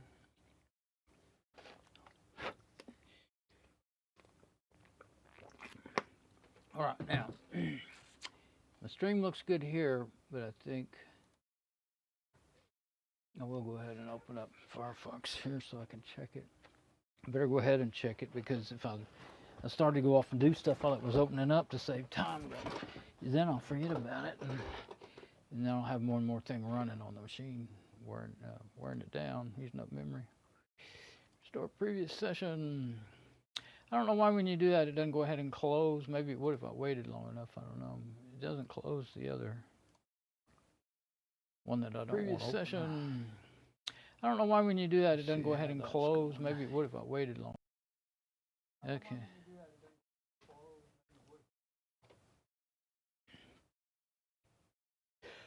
Of course, your stream, I waved and my stream is behind. I don't know how much.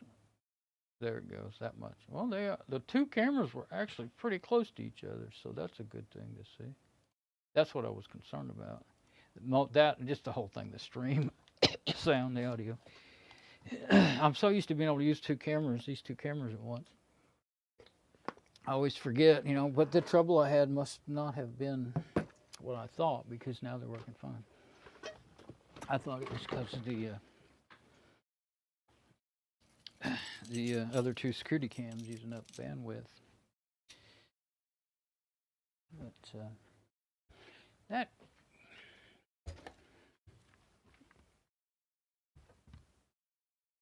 I guess that's fine. I figured if I leave any extra of the towel hanging down, I would leave it in the front. So if it slides when I slide this in there, it will go with it. I'll still have some on the front. But okay, well, oh yeah, let's see about the one of the blue Ethernet cables. See why it's not. Get that out of there. I don't have a good place to put that when I'm not needing it. Usually right now, I usually keep it over there. I don't want to end up breaking it, is the thing.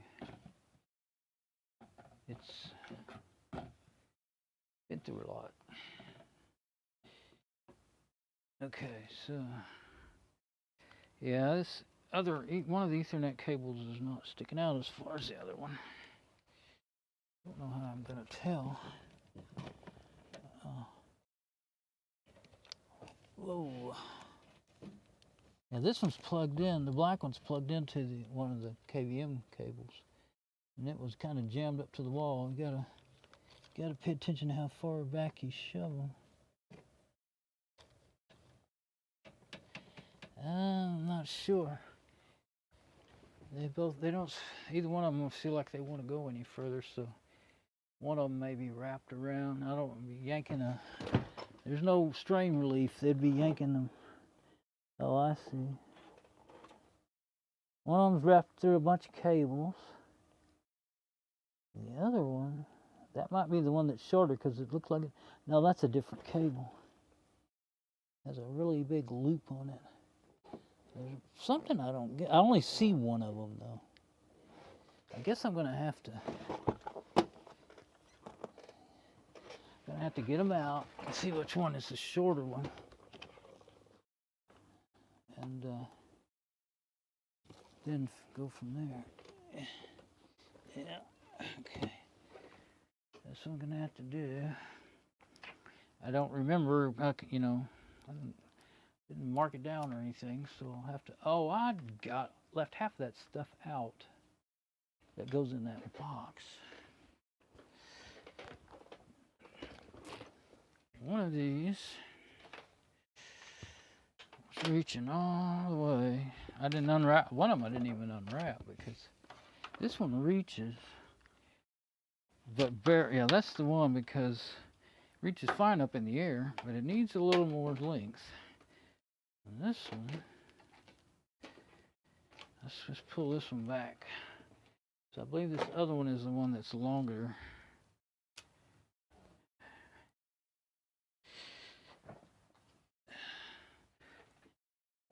I have to go all the way to the back. My shoelace got hung up on my bolt on that thing. Oh.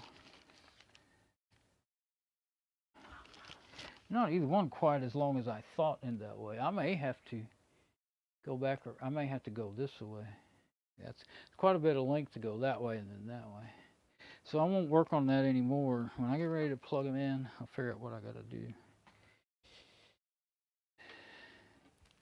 I think I will roll them back up so they don't get all tangled up.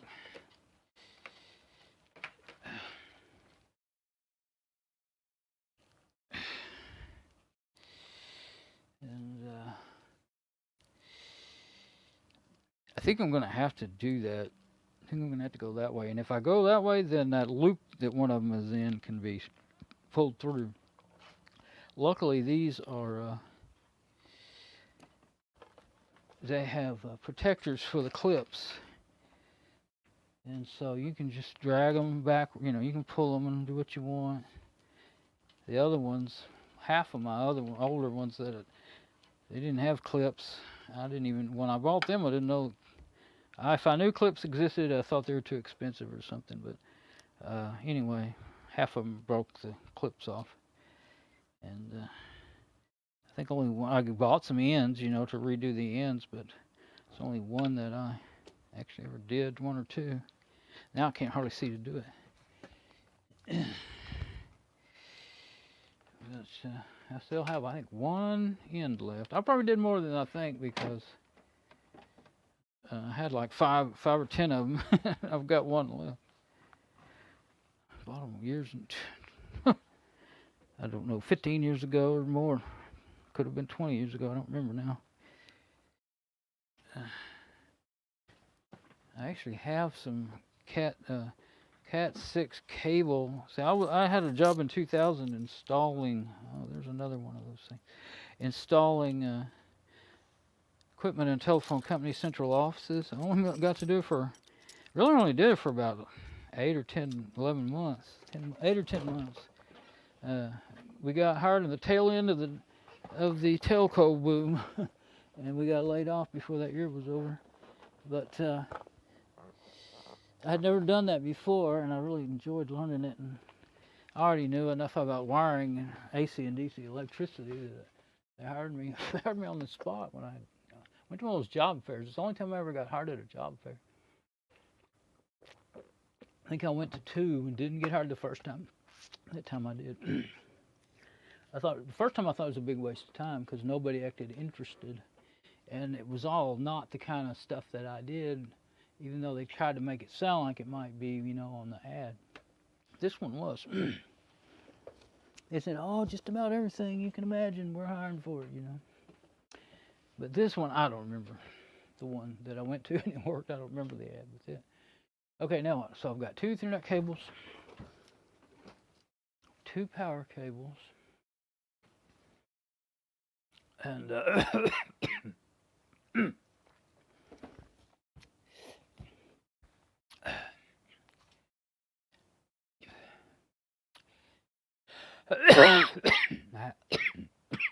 can't do anything about coughing and noises when I'm wearing the lapels. I can't get away from them. Anyway, here's my power cables. Here's my USB extension cable. And what else do I have? Oh, I have the long HDMI.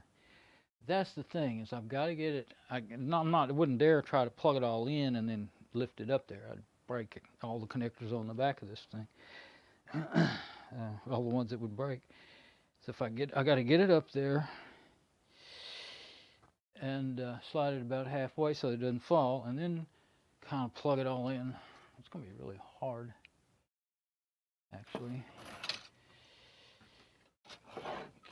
I can't really do it by feel.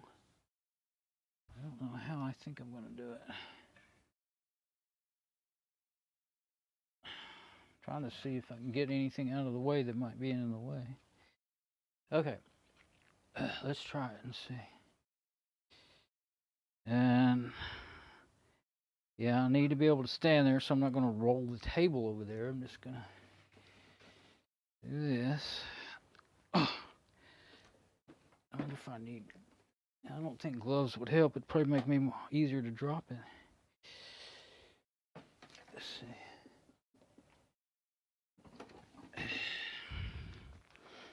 this wire for my mic is liable to really get tore up. See if I can reclip it somewhere else.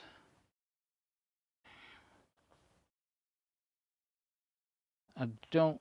Well, I tuck my shirts in always, so I couldn't really run it up my shirt. It'd be really. I'd have to go way down and back up, and it would drive me insane. I can't stand weird plasticky things, you know, on my skin and stuff. So there.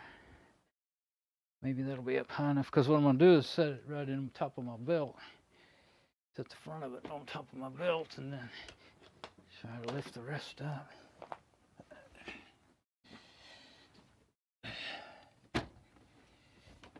That's where I need it while I'm wiring it, but can't do that either. I might be able to turn it. Yeah, these clothes will go back far enough.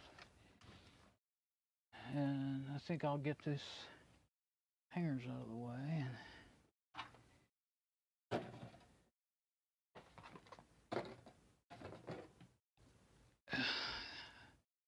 So that wasn't impossible. I don't know if this is the best way. I think this is the way to do it. But the cables actually need to, I was planning the cables all going on the right side though. I guess that's actually going to work better for me seeing. Yeah, watch out, you about got it to where it'll fall. Now that's okay. I don't know, I think I'm going to have to, ow, that hurt. But you know what? I can actually turn it all the way around. I think I should have. Well, I'm going to leave it now. That one big old plastic hanger's kind of. Yeah, I'm going to turn it all the way around, get it plugged up, and then spin it around. I knew I was going to do that. Okay. I guess I'll go with short ones first. No, I'll do the power last, because they need to, they're the easiest ones to move around and all that. Okay, should I do the Ethernet first? Yeah, I'll do the Ethernet first. They're the ones that I think I'm either going to have to wrap them all back up so nice and tidy. I think I'm going to have to pull them back through the other way, but I don't. Let's try not to do that if we can help it. There is the one that's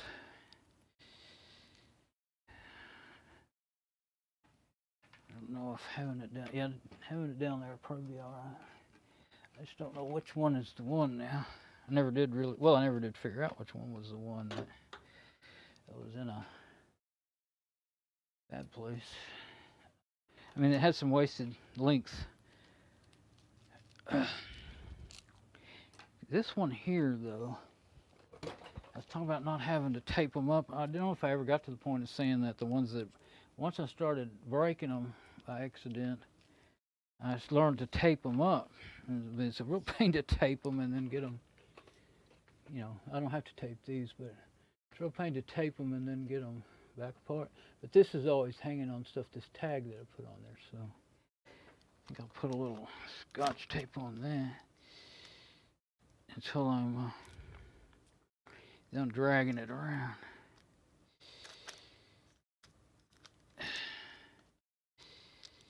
There we go. And I got to be careful with these still though, because the first thing they did, these are Cat 6. First thing they did is they pulled out of the, they're really not well-made cables at all. They pulled out of there and you got the bare wire showing, so there's no strain relief on the wire. You do still have to be really careful with them. So that one could just stay like that, I guess. I think it's hung on the table. I'm not sure which one, but whichever one. I think I'll put those other work glasses on. I was wearing them earlier, and when I was over there in that corner of the room running the AC power strip, the cable, they started steaming up. Couldn't see. That's the thing about safety glasses. You know, when you're cutting stuff and doing things that can hurt your eyes, I like to, well, these are magnifiers. They help me to see better. I need magnifiers to see to do much of anything. Only ones I ever found, the only brand or whatever, that have full magnifiers in the lenses. And, but they steam up, and they got real good coverage, but they steam up real easy because they're so tight around your face and everything. Tight around your eye. Okay, now there's one blue cable that I know I've gotten fooled by it before, and so I remember recently when I was rerouting all my cables, it has I'm going to use my analog remote, also known as a back scratcher. There we go. And I'll just pull. Yeah, that was the one I put back there. But it's wrapped around cables in such a way. Easy. You don't never know when they'll hang up. Oh, come on. As soon as I said that, it hung up. And you don't dare give it a yank. So let's get back in here and see what we can do.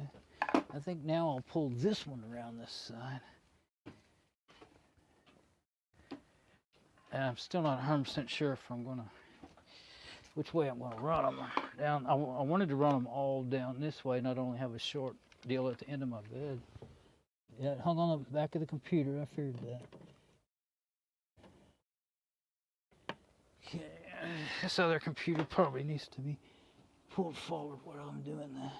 It may need to be forward anyway. Well, if it had a video in it, it would. It's actually, no, it's not longer than this one. But if it had a VGA cable in it, it wouldn't need to be pulled back. There we go. But that's just the first pull. It's really in a mess here. I think that's all I can do other than run it the other direction. I don't want it to be across my door where I'm walking across it all day in and out the door if I can keep it from it, you know. I guess I can gain some length by going out the front here. Oh, I can do that. Because around the back there is taking up more. I don't know if you can see what I'm doing, but going around that way, around the back of the rack, takes up more length than if I go this way. And, well, I'll probably just go under the front corner of that and go over there. And of course, I don't know what I'll do to make it turn that corner and stay under the bed, but that will give me probably 2 more feet, if not more. And I don't know where the other one runs. Oh, there it is. Runs up a lot higher. So yeah, I'll pull it too. Then if they might make it. And I'm not gonna figure out, I'm sure it looks like I'm gonna gain enough. I think it'll be all right.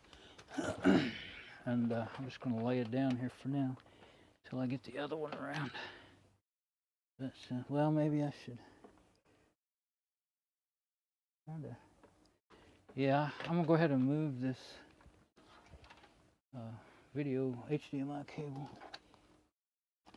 over this way now. And this USB and VGA cable, I'll just do it there for now. Okay, now this other one,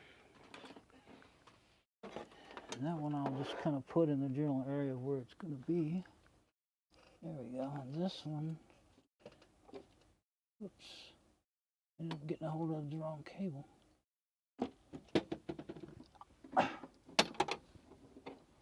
There we go. See what that thing, it's moving pretty easy, but it feels like it's kind of dragging on something. Let's see what it's catching on.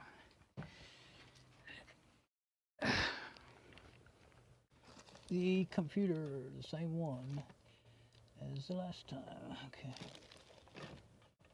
maybe that'll work. It gets under them, you know, because they have those rubber feet on them.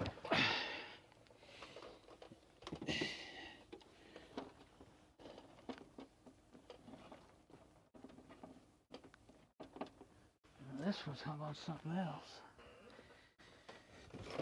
Gotta watch those. It's hung on my. Yeah, it was hung on my little cart.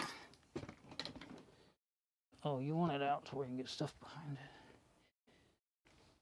it. Okay, now.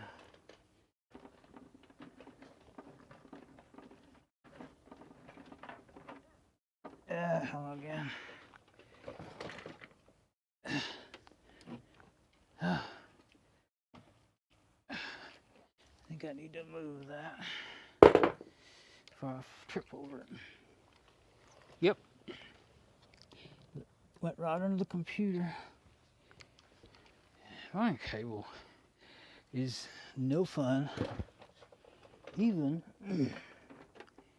when you got cable pullers and people to help you. Now that one looks like it's about fine and dandy.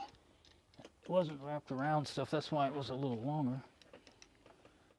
And these are the only two actual Cat 5. Other than that, well, I never did tell the story. I have one Cat 6 cable run, but I didn't put Ethernet on it. I was trying to use it for audio, but that kind of cable doesn't work good for audio. I found that out. It emits noise in it, and it has a whole.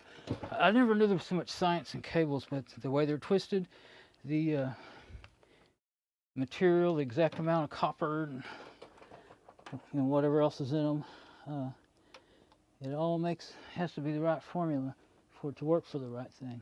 And audio or data, we were putting in DSL equipment, and these are Cat 6 cables. They're actually indoor, they're not meant for outdoors. But they have 24 pairs or something like that.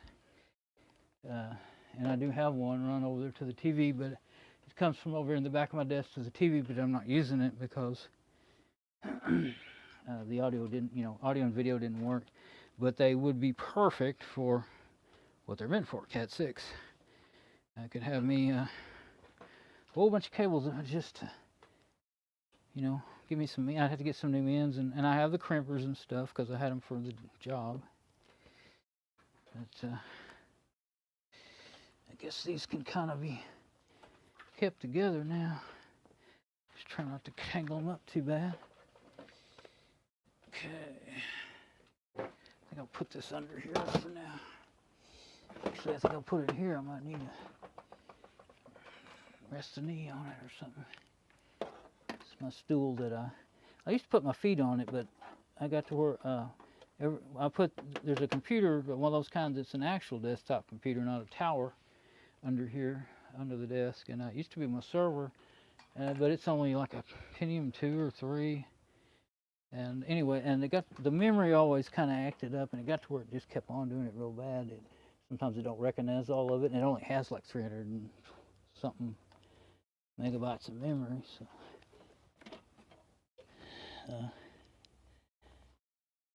So I'm going to set it under here. There we go. That gives it a little strain relief. And for right now, there's a pedal. My pedal for my V-amp is under there too, and it's on top of it. Well, it's kind of in between the pedals anyway. But I might want to put it under it or something, or run it more underneath of the computer. That's an old computer box. I don't know if I've showed it in a long time, but that's my power supply amp. I've got two computer power supplies in there. The motherboard got blown out by a lightning storm. Two computer power supplies and two 80-watt car amps in there. So it works a really nice, quiet audio amp. I've had it set up for years. Originally, ground lifted one of them and made to get 24 volts. For the power supply side of it, but it made it really noisy, so I had to change it back and take my ground lifts out of the one that I ground lifted.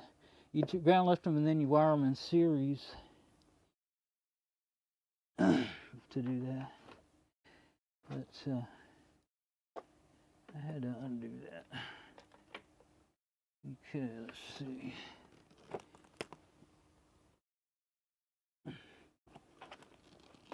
Ouch. I guess I will put my computers in the right spots.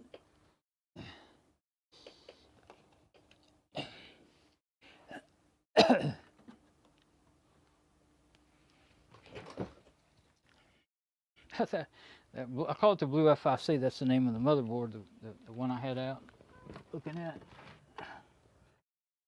And it's bad about if you bump the front of it, it'll just turn it on. And I thought, well, I hadn't been doing that. That's because I didn't have any power connected to it. It will now. But the one thing that used to bump it is that big old HDMI cable that was all, I haven't had there for years, coiled up in case I wanted to use it. It's too big to put in the cable hat box or anything and take up too much room. And I have another cable there that's Cat 5e, I think, that I used to always use for the laptop that I set on here. But it's got the clip broken on it. And it'll still stay in most things if you're careful, but I don't want that, you know, going all the way over. It's not long enough to go over there anyway. But let's see. I got to put these things in the cable. These are old mics that aren't very good that I stuck in there now because I didn't want them in with my good mics. Every time I got under my mic box, I'd be like, I'd think that there was something else, and I'd open them up. I stuck them in these Shure mic bags because it just was a good way to, you know, take care of them or whatever. But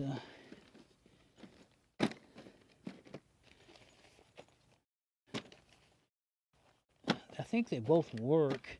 Well, this one, oh, that one of them's a lapel. It was a wired lapel that I never did see work, and I thought, well, I think it just needs phantom power. And then when I put it, it was given to me by my buddy whose dad died, and I never saw him. Only the SM58 I used was his.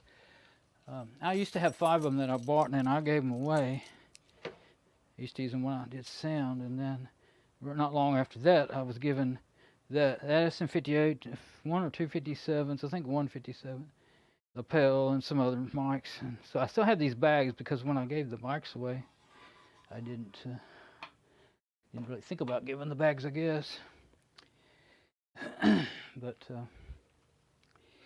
yeah, and it doesn't matter which cable because the router will always pick the right one.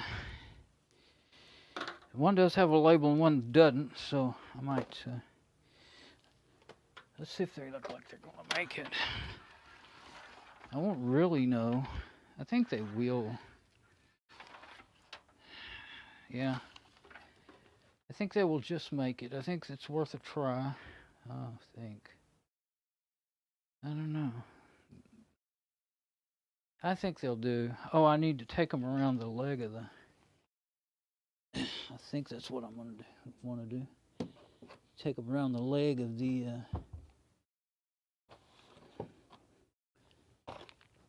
bed. That'll keep them, or at least, you know, wanting to stay under the bed.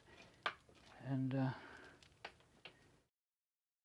then if I have to leave that out there like that, I'd have to tape them down. Well, I don't want to tape them. All I've got, you want to use regular gaffer's tape to tape things down to a carpet because it doesn't put sticky on it like duct tape does. But I don't have any gaffer's tape, and also have all that. Not sure how I'm going to handle that. Like I said, I could go the other way, but I'm actually losing more links than I realized I was going to. Well, that's all right. I don't know, let's pull it out of there. I'm not sure what I want to do. It'd be better if they were out in this area. And what I was thinking is I'd probably get some cable, I don't remember what you call them, cable runways or something. plastic things that you set over cables so that you can walk over them without tripping on them and without damaging the cables. You keep on walking on cables of any kind, you're going to break the conductors inside of the insulation after a while. So, how's my cameras doing? Are they getting... They're working a bit behind. I'm starting to think that it could be time to change. I think I will re-aim this other camera. My plan was to use it for this portion of the show. So we can do that without messing anything up. Yeah, that's about as high as I really need it, isn't it? I can't see a thing. Let me go over there and see. Oops. Don't need a whole bunch of that part of the room where I'm not going. Yeah, I'm going to do that now, I think. Let's see. I had it set just what I thought was perfect before at the beginning of everything, but then where it wasn't cutting my head off, you know, and all that. Yeah, that'll do. Let's see if it's still working after I move things around. Last time I bumped it, yeah, it's still working. Last time I bumped the,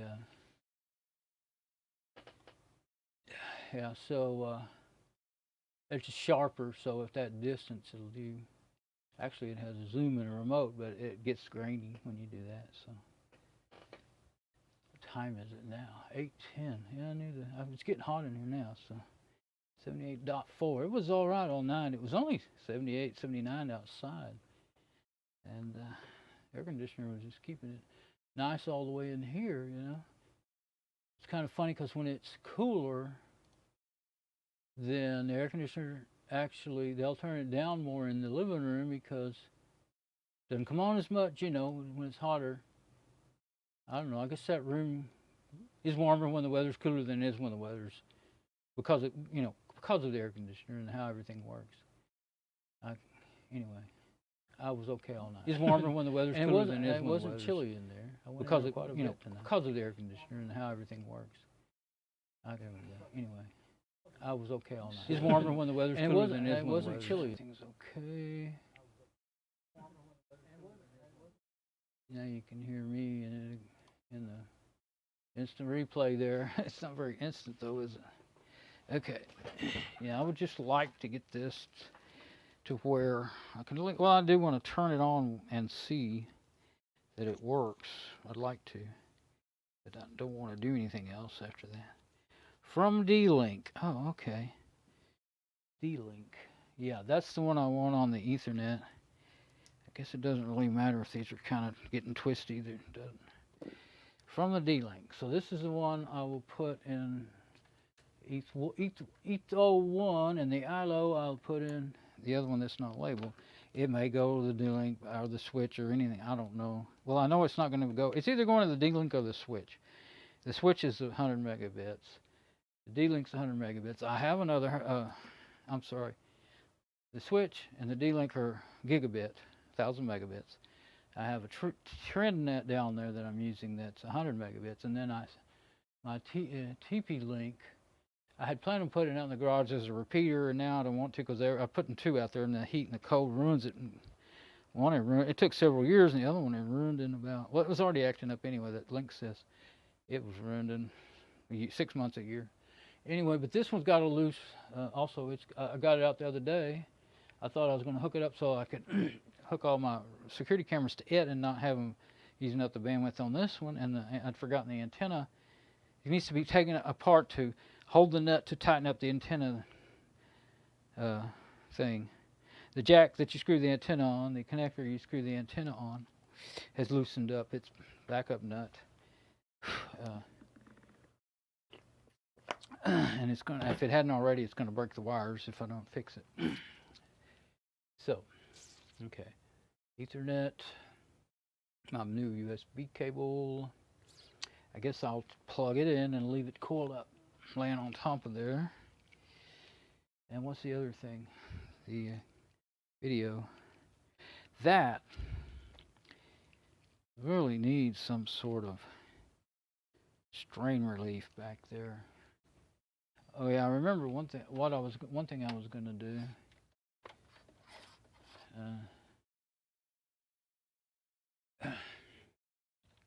You know what? This is a nice twisty here. I think I'll use it for. I'm gonna twisty them to the handle on one of the power supplies. And these other big old wide ones, well, I don't think I want to use them for that. I'd rather have a regular twisty for that. But I need something just to hold this together while I'm finishing my work. So I'll do that with one of those. Yeah, and then yeah, so I'll put. Let's see, what's the other one going to be? That USB there. So I'll just put this. Right now I'll just tie it up. Oh, I guess. No, that'll be fine.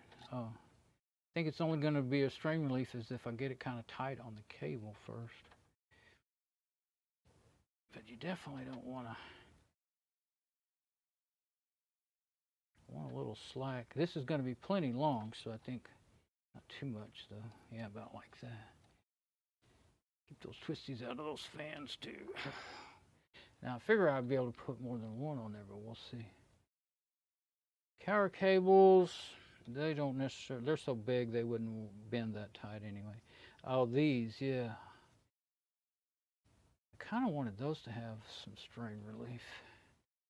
Yeah, that's what I wanted to have strain relief for. Video cable's going to be way over there, so that won't. Oh, I can get that one, but I can't get them both. I have to get another. Well, I'll probably tie it to that one. Yeah, okay. Just going to have to be careful about not. I didn't get that tight enough to work. It's sliding really too easy there. So, let's see. Sometimes it's better not to get them even. Yeah, because the one that's going to go around that. Enough? Yeah, I think it is. There we go. Yeah, a little more, but not too much. Okay, there we go. This one I think I'll do like that.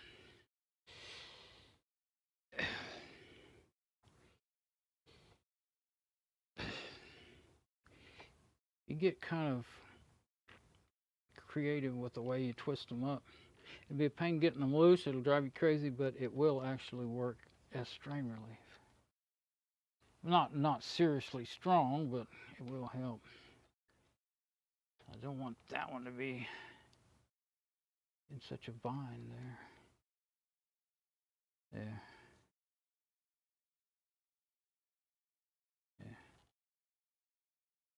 Now if they get a little yank, as long as it's not too hard, it won't be breaking things.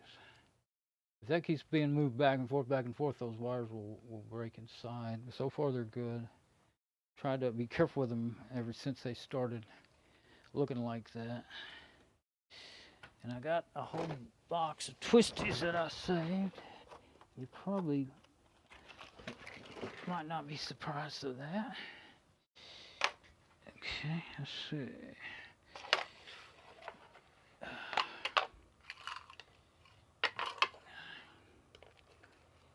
What kind do I need? I don't have as many good regular twisties as I used to have.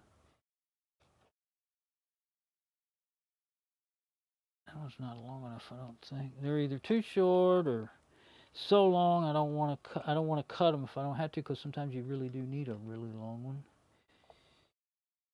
So sometimes you got to, and some of them get too wore out and they break inside. Because I keep using them until they start breaking up.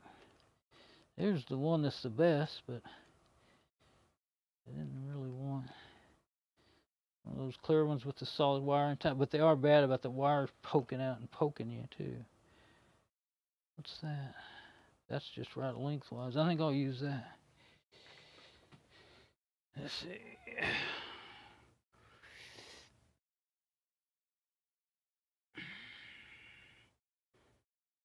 I think this one I'm gonna put more even, because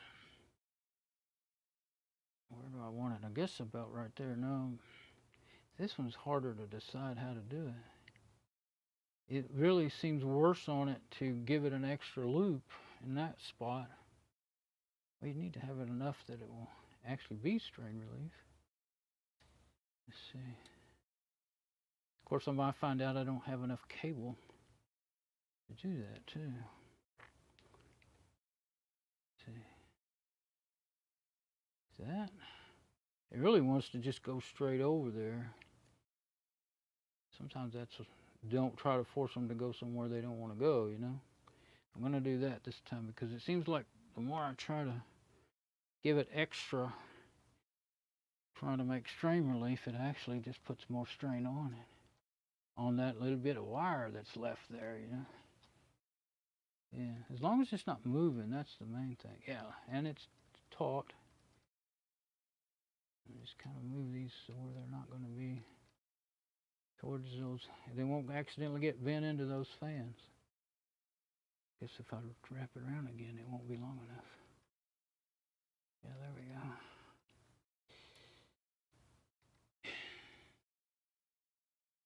Yeah. There. And HDMI is up there. I'm gonna have to put one through the, I think I'll have to plug it in first to figure out what I need to do. I need another drink. Well, let's get the one, I think the one I want is this long clear one. I don't really need a super long one, but I do want it to be strong, and yeah, the rest of them are either way too long or this one's about right. And these ones with the solid wire, well, they're almost all solid wire. What am I talking about? Anyway, these kind here,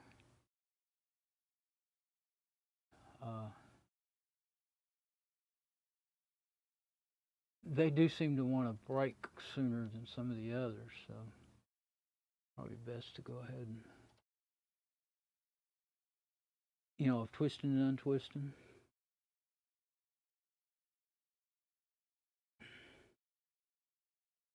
Not sure exactly where, if I'm putting this in the best spot. Maybe this is good. Let's see. I'm going to twist it there a couple of times, and then I'll just, so I know it's not going to be a regular. It's really going to try. I'm trying to keep it from going up and down. I'm not worried about this cable. Probably, I think it's pretty tough as far as the conductor staying in good shape. Yeah, it's got a twisty on it that I've been using to twist it up, but it's real flexible, and I'm gonna have to put the excess somewhere. I'll put it in my pocket so I'll have it. I don't know if I want to try to put it back here under the bed or over there. I know I want plenty of slack for, you know, back this way. Oh yeah, go under the bed, under the leg, around the leg. Let's see, I'm gonna have to move this. Do that. Got something under there. What is that? Oh, that's my.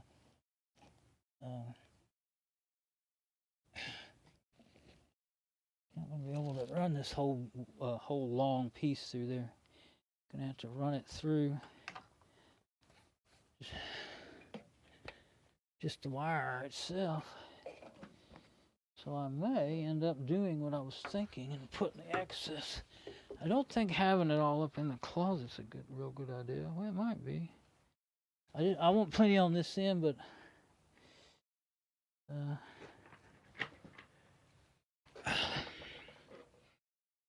And I think I'll roll it. I think I will put it all up there. I think it'd be better there than under the bed. If we're gonna get super filthy under the bed, that's the dustiest place in the house.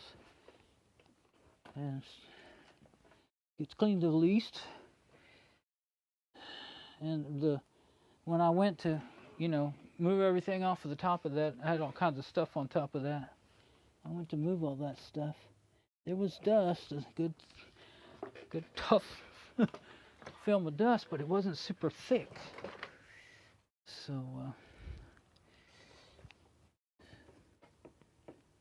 there we go. Well, that's long enough to route it any way I want to.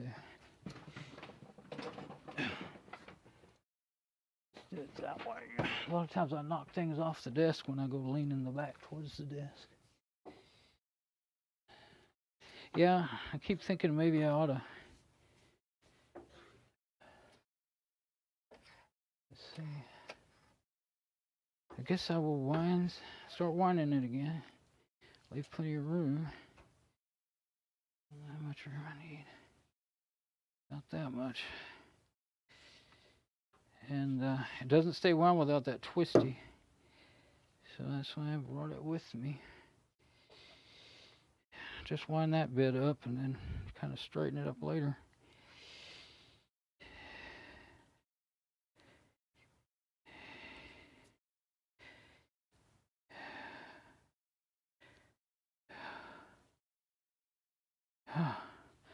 Everything I do always takes way longer than I expect, and I turn it into even bigger jobs on top of everything else. Let's see. Okay. This, I don't know if I'm getting that. I got a feeling it's going to twist it in a way that it won't like when I go to turn it that way, but I can't really think to anticipate that right now. Or can I? I'm really not sure. Once I start twisting it, I'm not sure that I'll have really any control. Yeah, that's not going to be such a help. Oh, I think I should. I don't know. Let's see. Maybe if I keep twisting that until it's.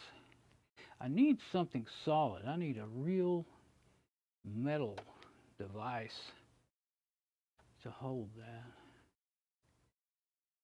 I don't know what it would be. And of course, you could make something. Some kind of L bracket or something. So right now, I'm just gonna.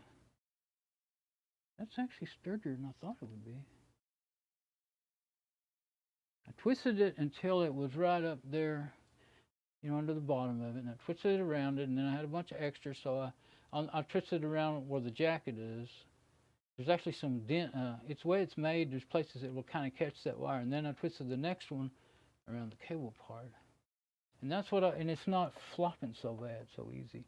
I mean, once I get it in there, as you can see, I'm not going to be able to. I've got to leave it that far up away from the wall. And once I get it in there,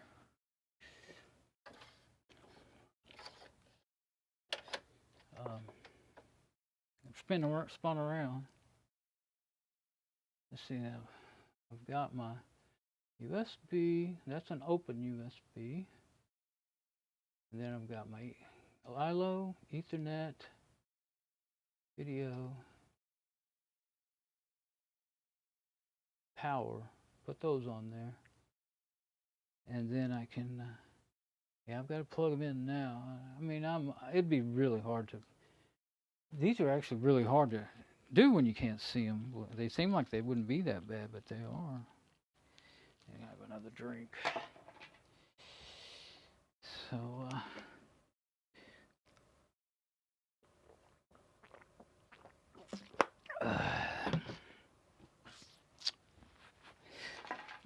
yeah, and the power will come around. Never did really mention the bag there. That's my dirty clothes bag, and I have it tied there to hold it up.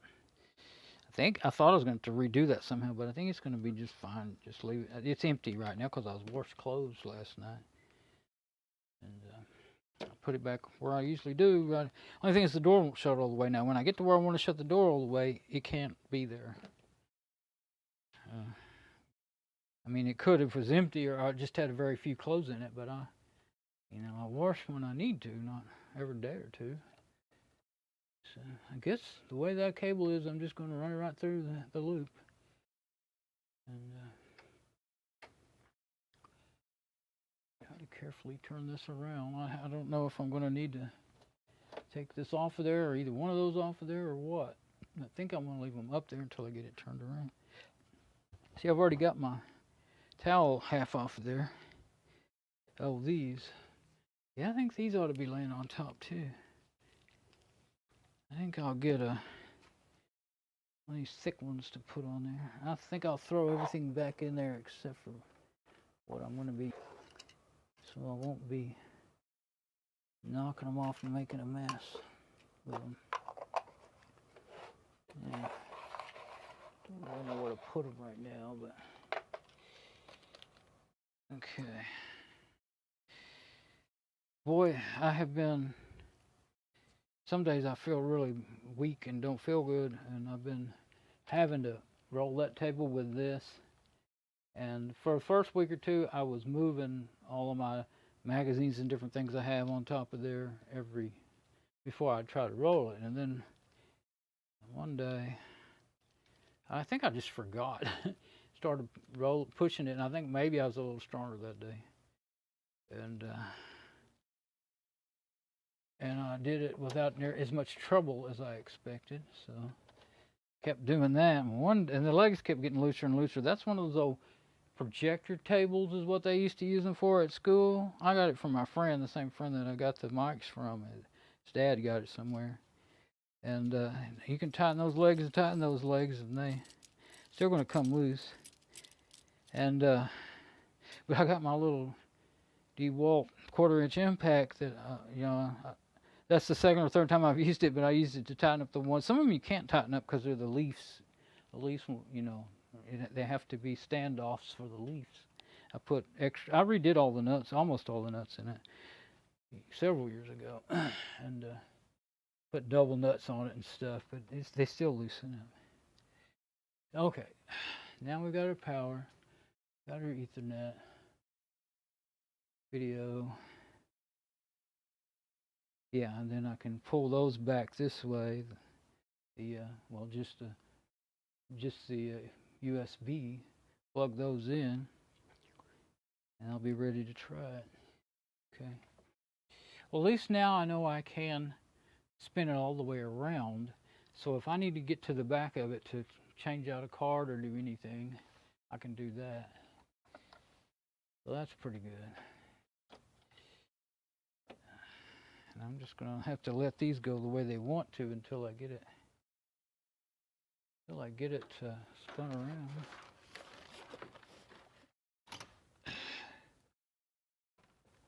Guess I'll take them all over the top.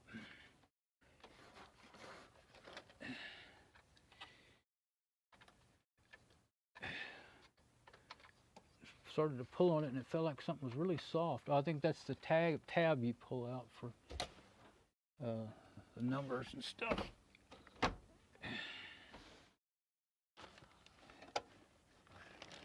This one hanger doesn't want to cooperate. Actually, none of them do. Oh, there we go. But yeah, it was the one. I almost didn't get it all the way around. Started to try to take it out, and I thought, no, it's very close. But my towel's not, it's getting more out of whack than I thought it would. Well, I didn't know I was going to spin around like this.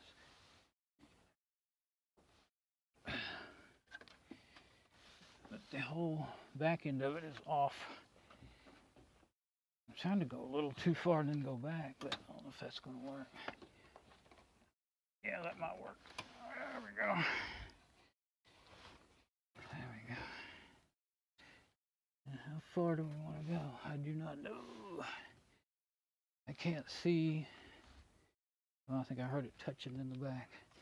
Let me get my light and see if I can. I think I'm gonna have to guesstimate whether it's touching or not. Yeah. Yeah, you know, I don't think we want those to go around to the right side. Yeah, we do. I think. I don't know. They're awful close to the left. Well, one's in the middle. Let's do the bigger cables first. I think, yeah. Well, I gotta get the power cables out of the way. I'll do the power cables first. That probably makes the most sense anyway. Yeah. Okay, they need to go down there. Not sure. Yeah, I want them to go like that. Okay. And I think my already closed bag needs to go back in its place just to, that'll get it more out of the way. Yeah. Yeah. So I'll plug these in on the back, I guess. I think that, no, it's off right now, so I'll leave it off until I'm ready for it. Oh! Hit my glasses on the thing.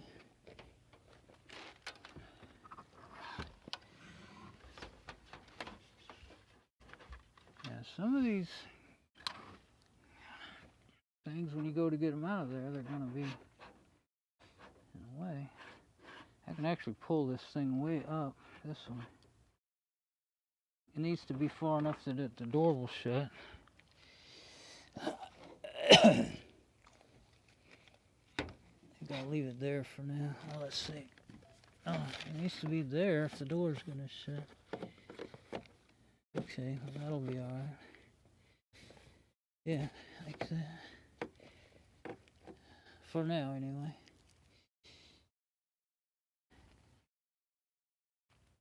Got a rag that's in the way now. Let's see. Not like that.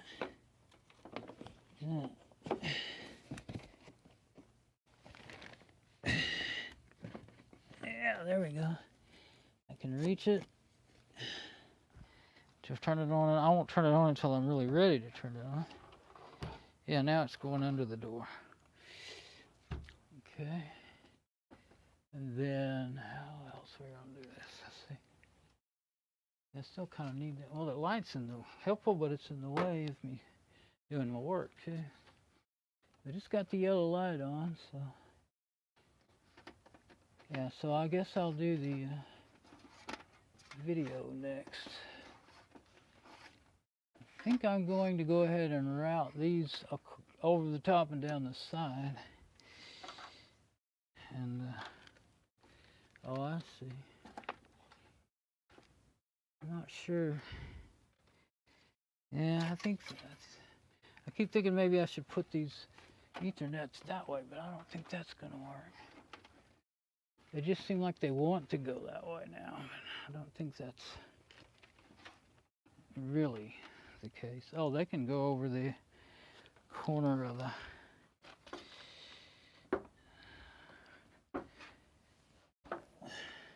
Yeah.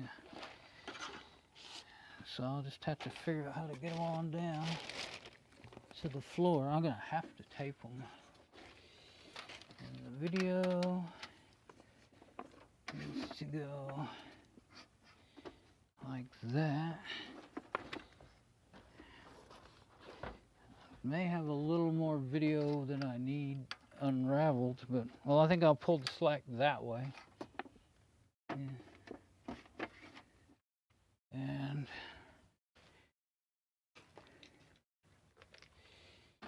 yeah. USB. Come on and down. But you want a little slack in there in case you trip over them. Make them go the wrong way. Now this one has to go around the leg too.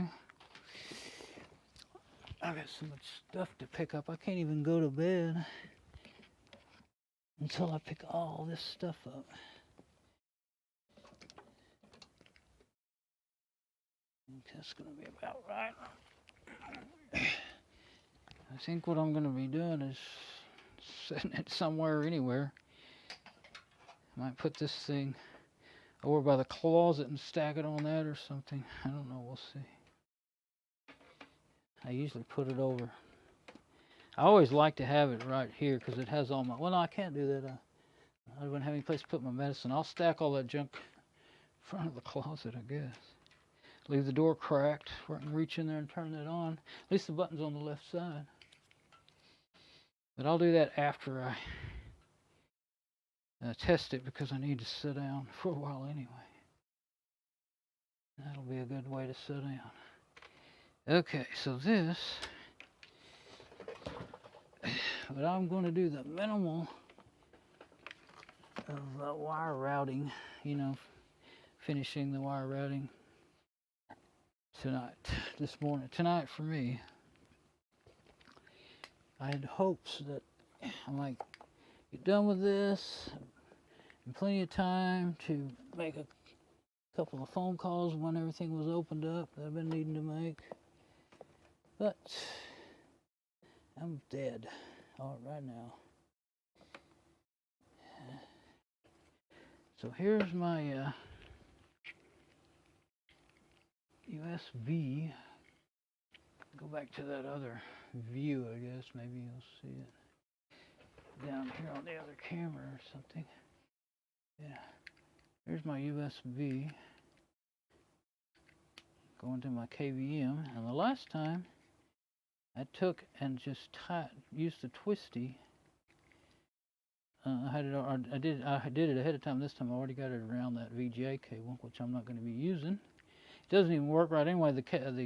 Some of the conductors inside are broken, have been for years, and it. Let's see how that's going to be. So that's my strain relief.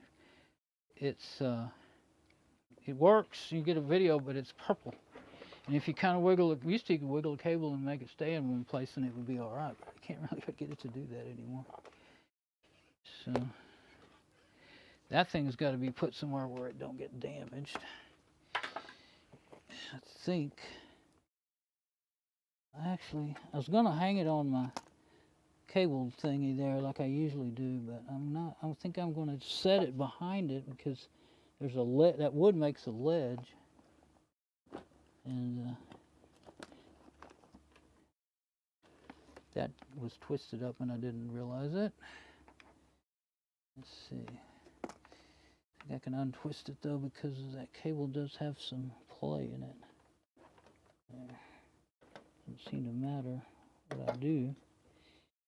Still doesn't want to lay down straight. There we go. Where's that? It doesn't work either. I guess using that as the strain relief makes things go kind of wonky. I'd rather it go. Yeah, there we go. And then this will definitely be under the bed, and that USB will be under the bed. I just want to get it where it doesn't get damaged. Now, then we'll figure out how to make it better. Probably tomorrow. Can't have it to where my feet will get hung on it though, getting in and out of bed. That's for sure. Not only will it hurt this, it will hurt me. Fall on my face. Landing on, I'd be probably landing on this table thing here. Okay. These.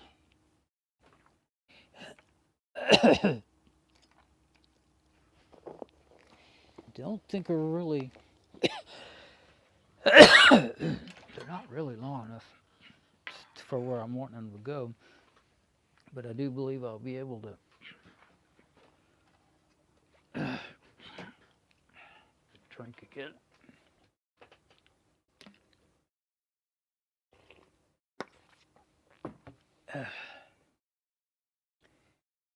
think I'll be able to, I'm just going to use these big wide things for now. They actually probably wouldn't be best. Which one do I want? I'm just going to put them, all these together in one of these. I think I want this one. It's longer. And try to get it to where it's gonna stay. If I can shut the door without it. I think that's gonna work right there. Actually, I think I should probably do it right where the door, where it goes under the door, so that it will kind of lay flatter. There we go. Yeah. Now, if I can put one, for right now, I'll put one out here so that it won't, yeah, about right there. Well, I guess I should put it here. No, here. I may put a couple more. Let's see, my cable box will set. It sits right in that corner that you can't see now. And what did I do with those? I didn't think I put them up yet. They're over there. Okay. I forgot that was up real high. And it probably doesn't do much good. Okay, so here's my cable box. Yeah, I'm just gonna grab one or two more of these big ones.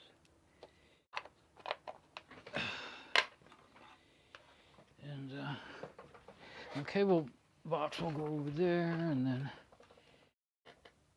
I'll have to do, I think I'll put 3 of them. Maybe that'll get them down low enough where they won't just come up. Well, I need something over there too, I think. That's going to be out, it's not going to go like I was hoping. So I'll do one here.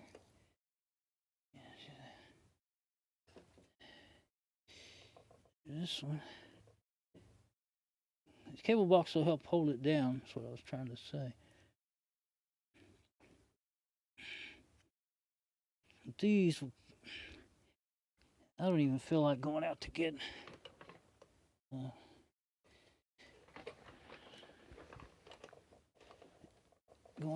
tape if I don't have to, and putting it down. If I can get these to lay down good enough, because I only go through there when I'm getting up and I don't know what I'm doing in the morning. I don't go through there all the time, you know. The main time I'm concerned about is in the morning when I'm getting up. And I've had cables like running along the end of the bed before, and I didn't do anything but just run them through there. I had an Ethernet cable recently going to that camera before I set up on the Wi-Fi, that security camera, and tripped on it all the time. Almost went down once. It would move around, you know, wouldn't stay up under there like I had put it. And, yeah, okay. This one here, this red stool I always put up under the desk at night. Let's see if that'll, yeah. I got one more of those big ones. It's a silvery one.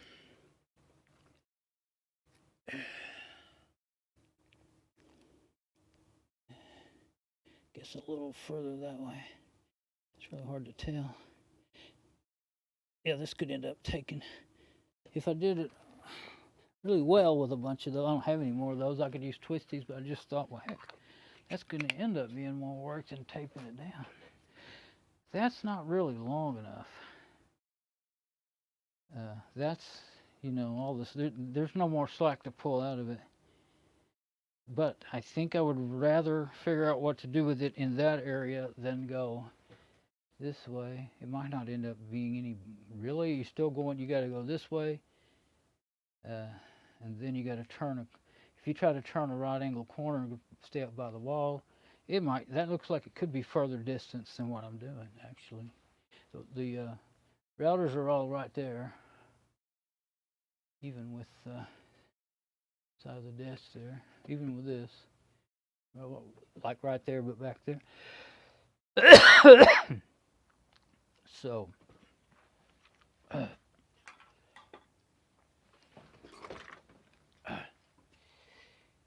let's see what we can do.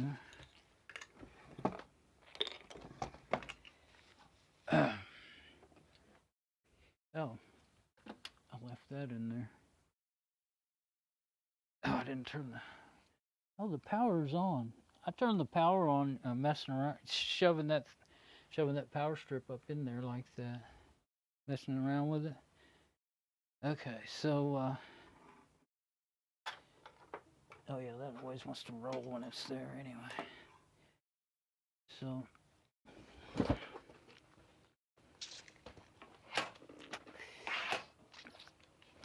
let's see.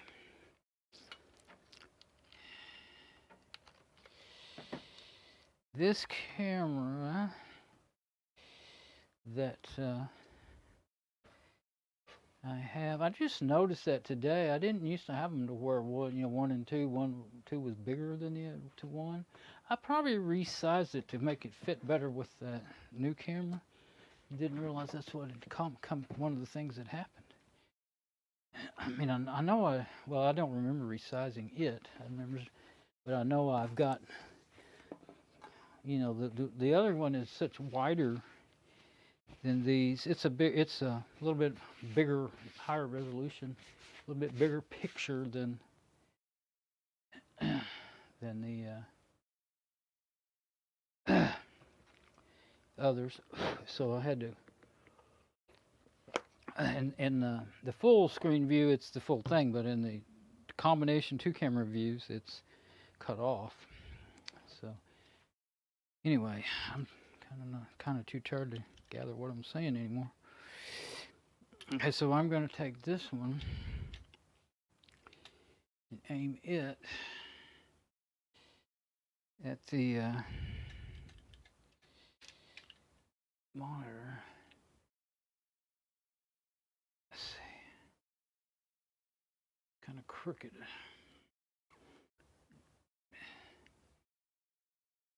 I don't want to get it too close to where I hit it with the chair. I know I had it that high before, so it wouldn't. Yeah, I think that's about maybe a little more to the left. See what I do is I'm looking at the screen here and centering it on the camera screen, and then when I get on the browser and zoom in, I'm setting it up so that I can show the screen when it's booting, because I won't have a remote desktop. Let's get these off and these other ones on. I've had those on partially because I knew I'd keep bumping into my glasses and stuff. Well, actually, they're a little bit. Those are. Let's see, what is it? Yeah, these are 125s, and those other ones, these ones I always wear on the computer, and they're just right for the computer. But those are actually okay, good for working on stuff. They're 150s, and that was not by plan. It was that's what they didn't have any 125s.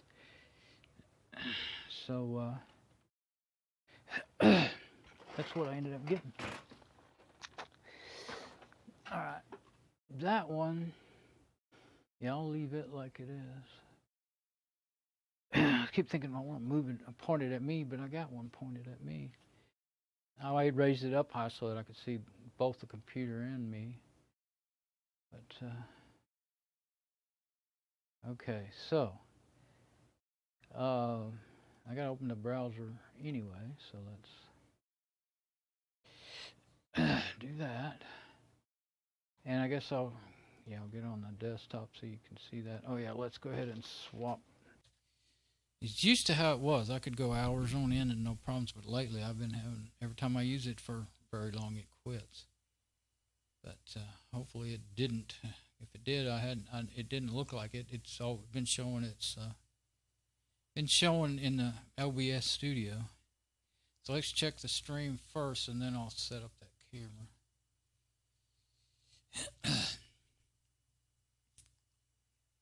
on the desktop. Yeah, SM58. Okay, camera. So, it's like we're good. I'm going to wait until on the desktop. Yeah, SM58. There we go. Okay. And I better not leave that. Well, it's playing. Let's go ahead and close that page, I guess. Now, I'm going to go ahead and go to camera 2. And now I can use these remote controls to zoom in.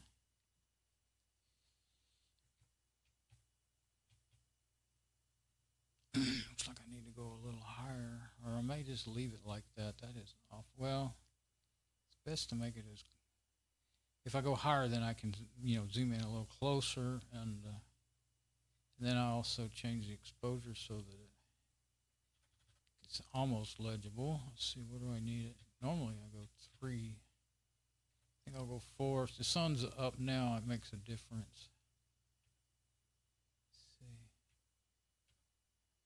Sometimes 5s is even okay. It might be better at this time, yeah.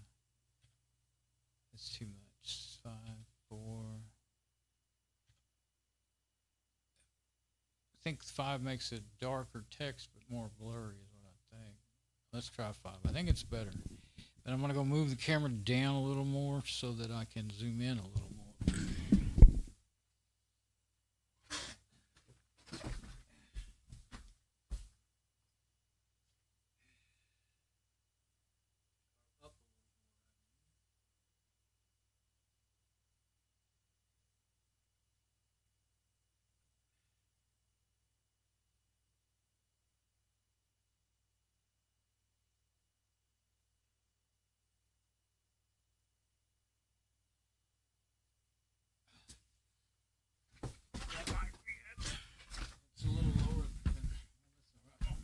See my head bob up sometimes. Oh, you won't hear me until I put the mic over there because I'm not on the wireless anymore.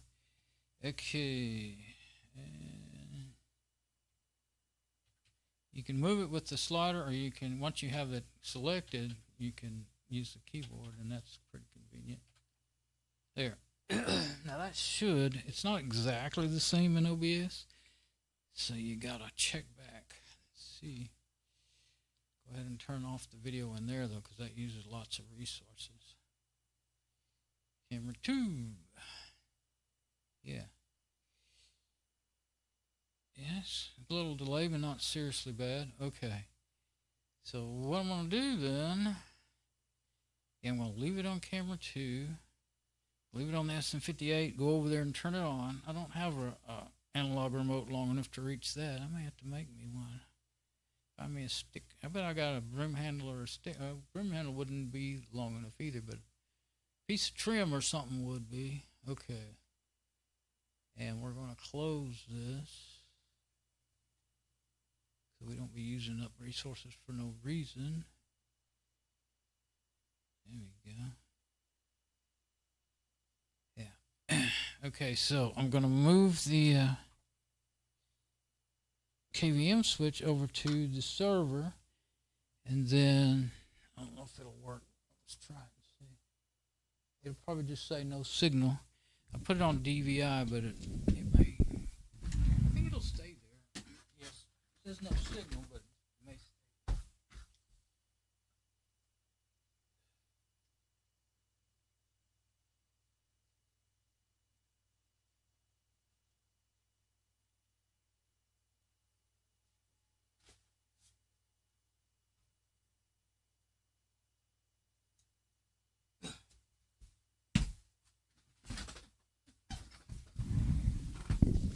All right, it's booting up, and the door actually, the door, I guess one of the, it won't shut all the way. I don't think there's hardly any time of year when it will. I'd forgotten about that. I mean, you could force it, but that does let air, probably enough air in and out. I guess I better make sure that thing didn't go back to VGA. Coming up. There we go, yeah. Still on DVI, it just hasn't showed anything yet.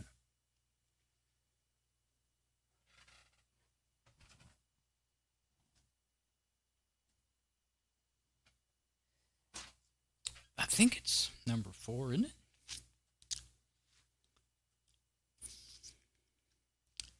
It takes a little while for it to show something. Yeah, 1 is the mom's computer with the 8-core. 2 is my Lenovo i5. 3 is, what's 3? No, this is the right one. What is 3? Oh, it's the Red Black Biostar. The one, the same case as mom's, but it's up on the one up on the desk. Yeah, HP, Hewlett Packard. Okay.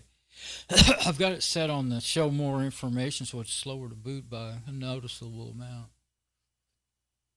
But it's still helping me right now. So it's starting out at 23°C, 73 Fahrenheit. And it tells you all the F keys to hit, Control S to enter configuration, F9 for setup. And there was some more before that. But I've got Fedora 32. And it has Make Desktop. It shows you F8 to get in. It doesn't normally show that to get into. It went away already. It still didn't come up for very long. And what's that say? Smart Array. Something about a battery accelerator. I'm not sure what. Oh, then it shows the F9, F10, F12. A lot of that stuff that I needed to know. Now here we go. We're at Fedora. And I have Make Desktop, but it didn't work before. The Plymouth boot screen didn't come up, and that happened the last time I installed Fedora 29 and used the server. But this time I used Make Desktop and the server. I mean, last time I used the server, and I think I installed Make Desktop. See, it's got the graphic boot screen like normal, but then it just went to a command line. It didn't show an error or anything, and that's I may have installed Make last time with Fedora 29. I think I had to.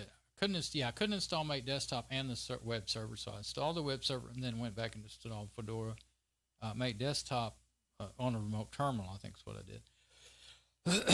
And this time I just installed Make Desktop and all the apps that I wanted with the group installs that are in there. You just check a box, and you can see, if you're interested in that, you can see the previous video 20 and 21. I remember that now. And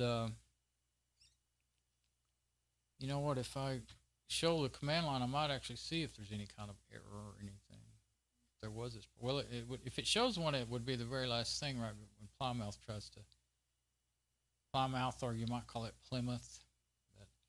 I got the idea they called it Plymouth because when I first discovered it, before they started using it in Fedora, it's a boot, it's a graphic login screen. But see, you just get, all you get though is a console login. Let's see, where's my, where did I put them? I put them way over there, my passwords.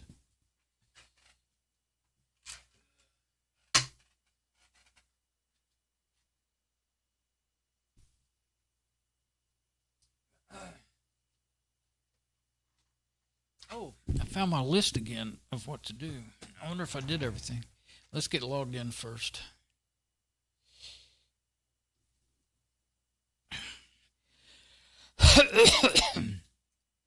So how do I want to log in here?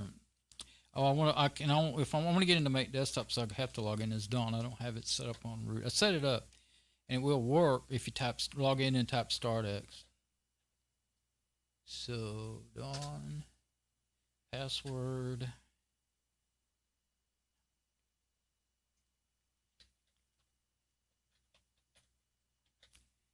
And I can just barely hear it with the door. It's still cracked a little bit. But I can hear it, but it ain't going to bother me at all. So the sound deal is a success of putting it in the closet. And it actually wasn't as hard as I thought at StartX. Tired. Couldn't type StartX. Well, I'm things that I used to type that a lot, and I was good at it, but I'm not anymore anyway. But it tells you everything that's going on with going on with it. Let's see. It's so small I really can't hardly read it. And it's done and it's going on. So yeah, I'm wondering about my little note itself. See, I'm sure I did it all. I got it hooked up and it's running. So yeah, first thing was AC cords. Make sure they were going to reach, and the Ethernet and USB. The sound card. I went through all that. Finding out that the one that I thought was going to work wasn't going to work. I know now that I don't have one because it had to be a PCI Express, and I don't have any PCI Express cards. I don't know why I didn't. I knew that was PCI Express. I don't know. I don't think. Yeah, it doesn't do regular PCI. I don't think. I'll look in the manual again, but I'm almost certain it won't. Fall back. Put it in the closet. Test it. So I'm at that. I'm testing it. Vent to attic. I haven't done that yet. Okay. Probably don't need that node anymore. But it will still get way too hot in here if I don't, vent it to the attic.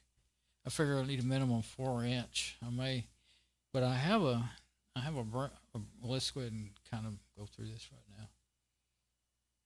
That's the next thing to do. So,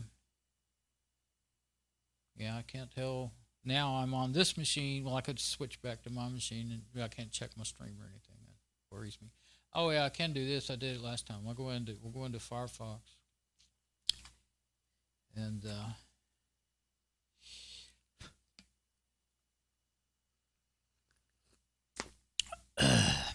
yeah, washed all my clothes now. You'd like to get them all put away, same day before I go to bed, but I don't care today. I just got to get that bed cleaned up so I can get in it, and I got to eat something again. I ate a couple of breakfast burritos, egg and potatoes, I think, with some extra cheese on top. Boy, that Firefox sure opens up slow. When I tried it out in the live system on a USB, it was in a blink of an eye. I haven't done the first update, but I'm not going to do that today. Tune up your sound with Plus Effects microphones. What's that? This is the Fedora magazine. It is helpful. I hardly ever look at it. The Plus Effects app is a full-featured set of modular effects can use to adjust sound devices. How cool is that? In a previous article, you learned how you could use Plus Effects to correct or enhance output like speakers. However, that's not where the features stop. You can also enhance sound input devices. Huh. I'm going to have to look into that. Well, bookmarking this won't actually help. It's already bookmarked in the toolbar, so let's put it in other bookmarks, I guess. So that won't take it out of the toolbar.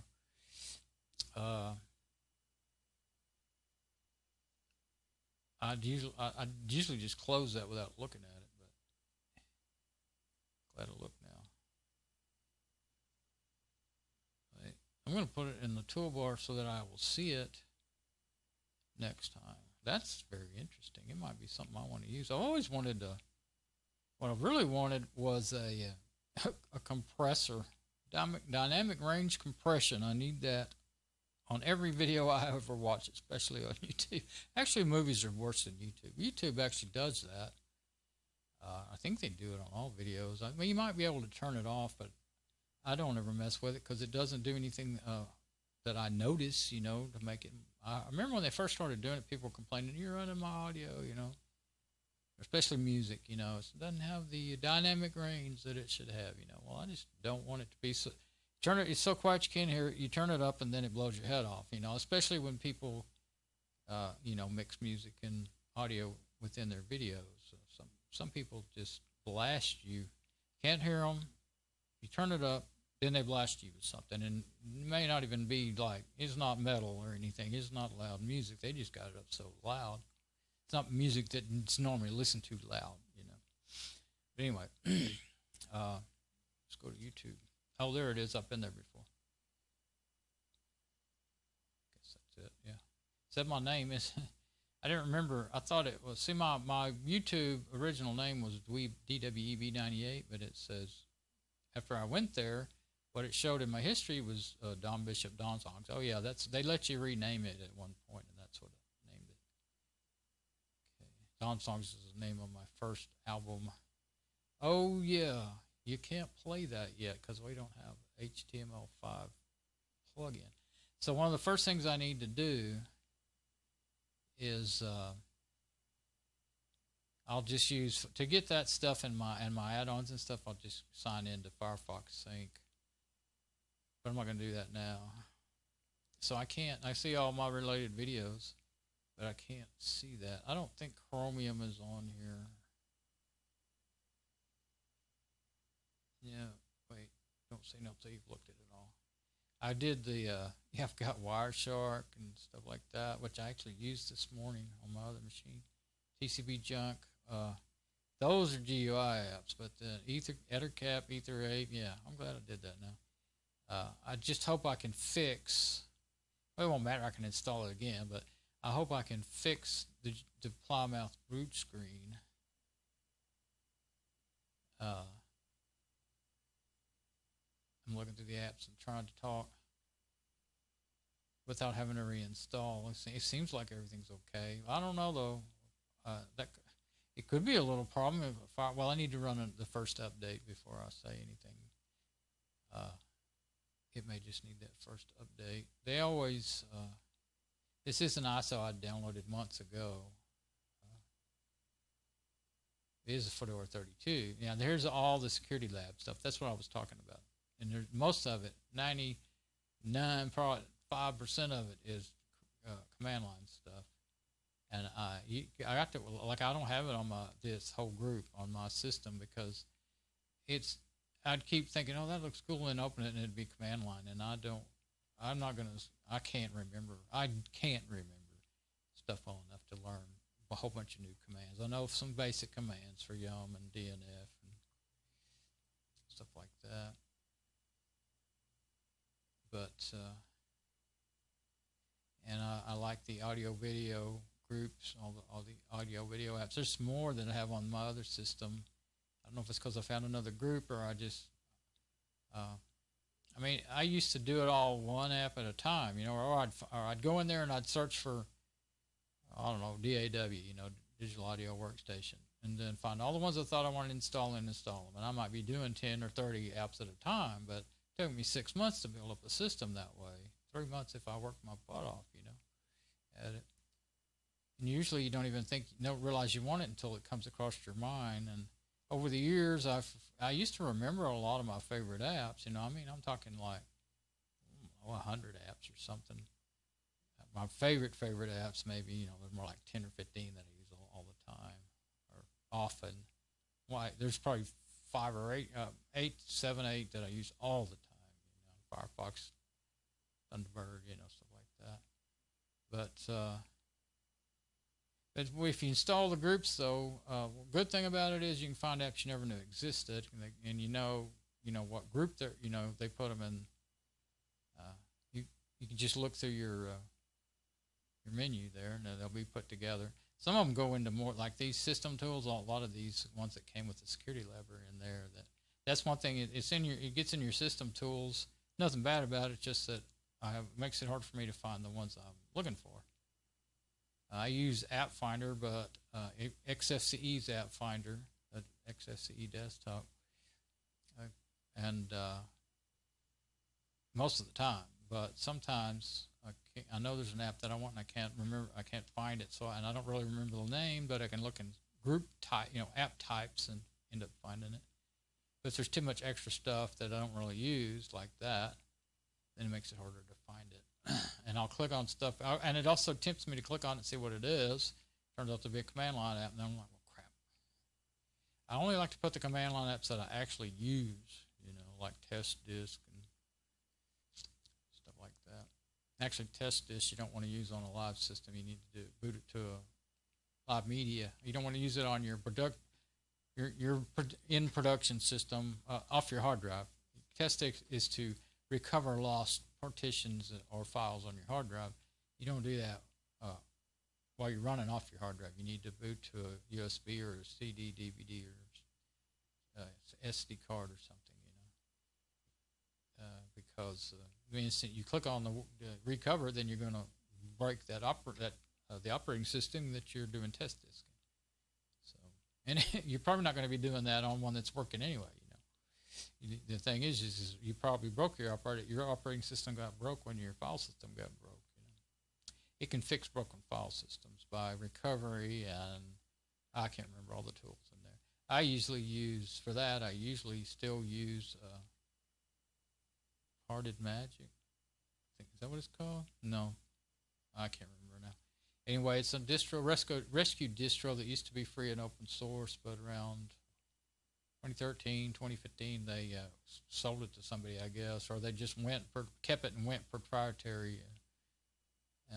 But the old version still does what I need. So, and it's pretty. I think it's really expensive now too. And it wouldn't be worth it unless I was a professional, doing that stuff all the time.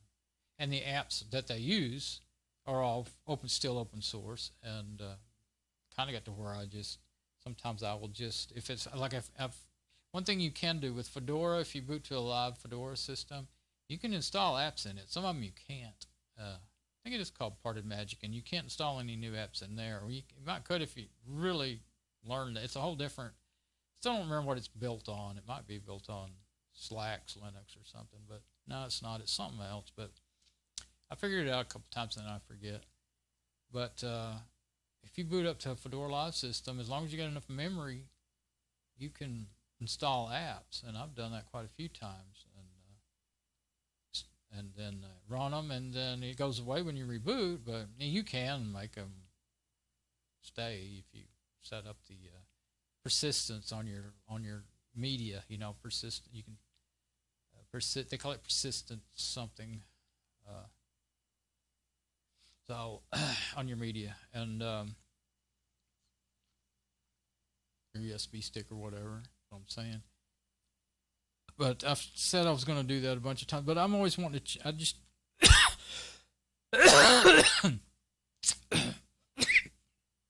Excuse me. I'm always rewriting my USB sticks. I have two. Still using them. 2 gigabyte SanDisk USB sticks. Still working great after all these years. And now though the Fedora distros are like Fedora 32. That's why I did it with an net install. One of the reasons is because that would fit on there. It's a lot smaller, but the full Fedora 32 May desktop, it's like it's either just over 2 gigabytes. I think it is like 2 gigabytes, and my USB sticks, they only really have 1.9 gigabyte usable space. And I figured out once I started buying SD cards, the micro ones for the phones that I use for cameras, they all come with a full-size adapter. I figured out, well, heck, they're generally cheaper. Like the last batch I bought were $12 for 128 megabytes. I think that's what they were, 128 or yeah. First ones I bought were 32, 64, and then 128, 256 or 256. They're still kind of expensive in any brand.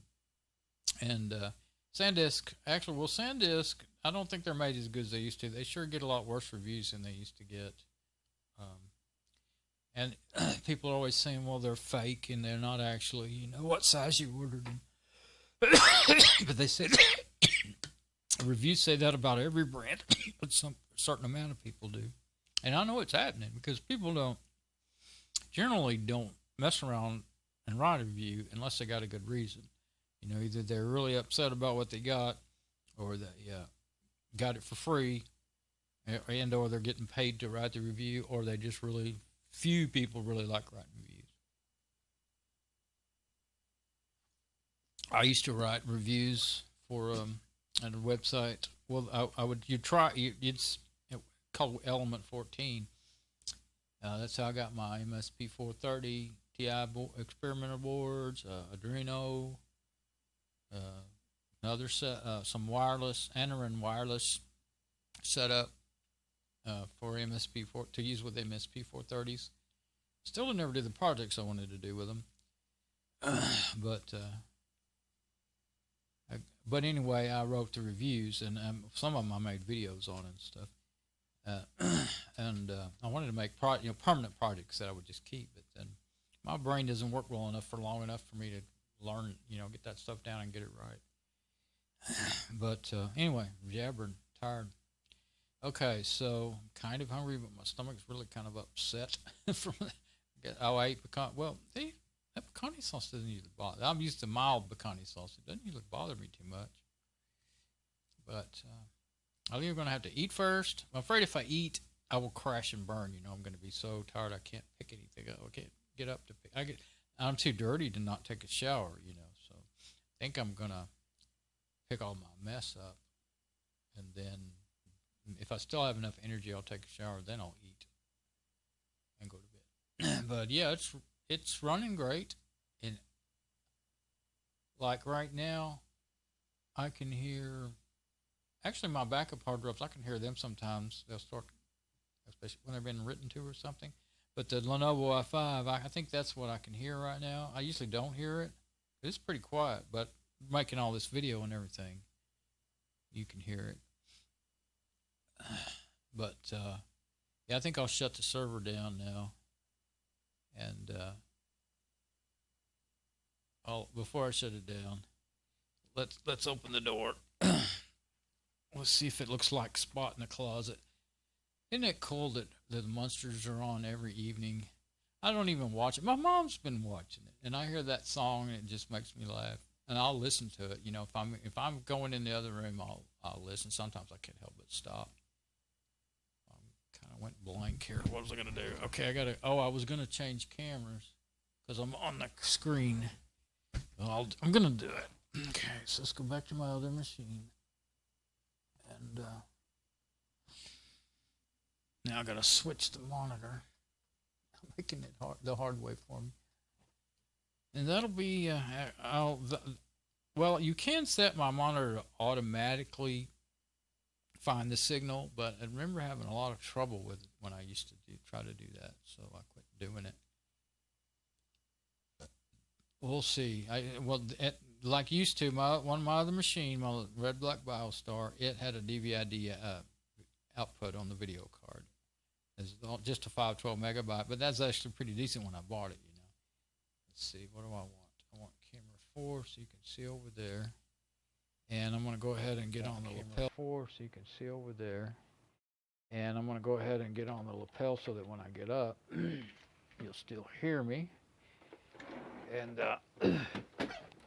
okay, so that's going to be great. And I know I can't really leave the door shut all the time without.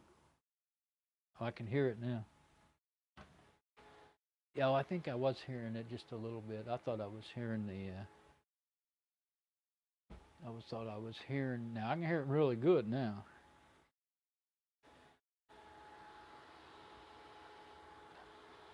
Yeah, I can feel the heat.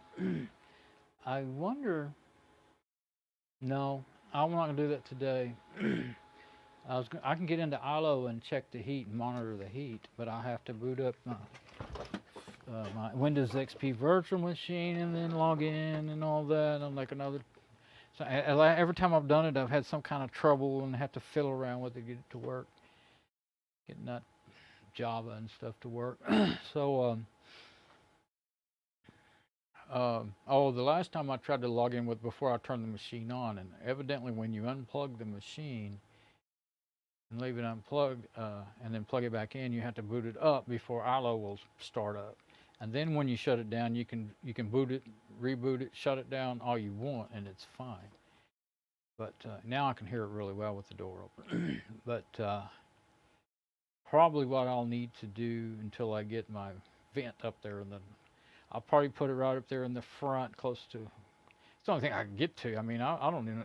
That's so much stuff in the top of there. I don't even know if I have enough room to get up there and cut much of to cut a hole. I might have to take some stuff out to get to that, but we'll see. But yeah, I was gonna fold that towel up under it or something, but I didn't even think about it.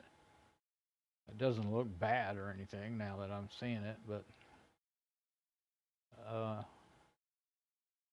it'd be a little bit in the way. I can just flip it up over the server if it's not run. Well, if it probably will be running. The plan is Well, I can't leave it run all the time until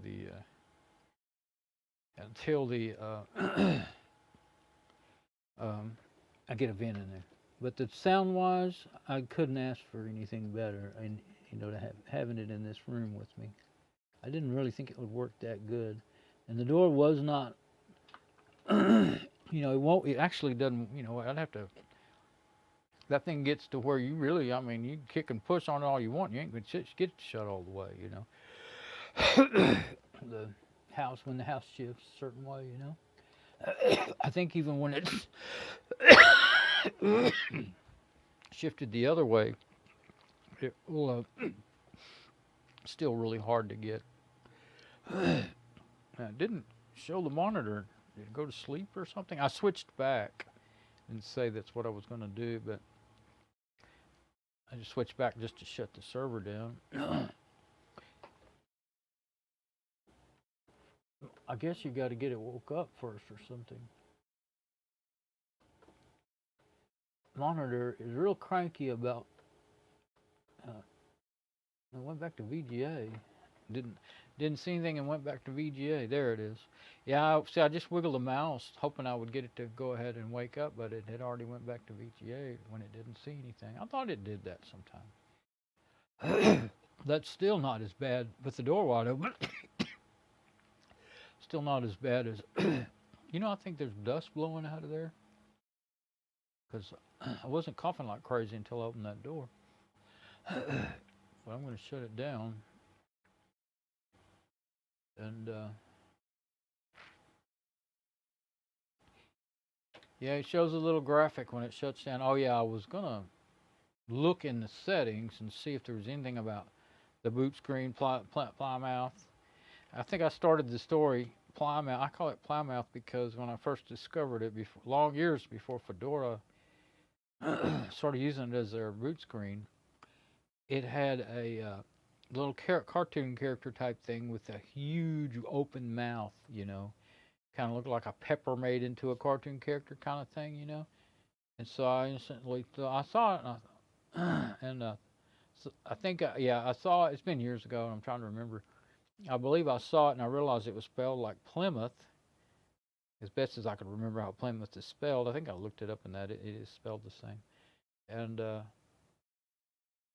said, but that big mouth was all over the place. They had it. I don't know if they said anything about their mascot or their icon, but I just remembered it, never forgot it because it was funny and cute, and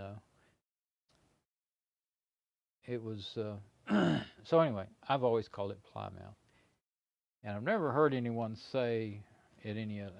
I don't remember ever hearing anyone say it besides me, anyway. So much as I do Linux, I usually don't watch a whole lot of Linux videos. I usually read.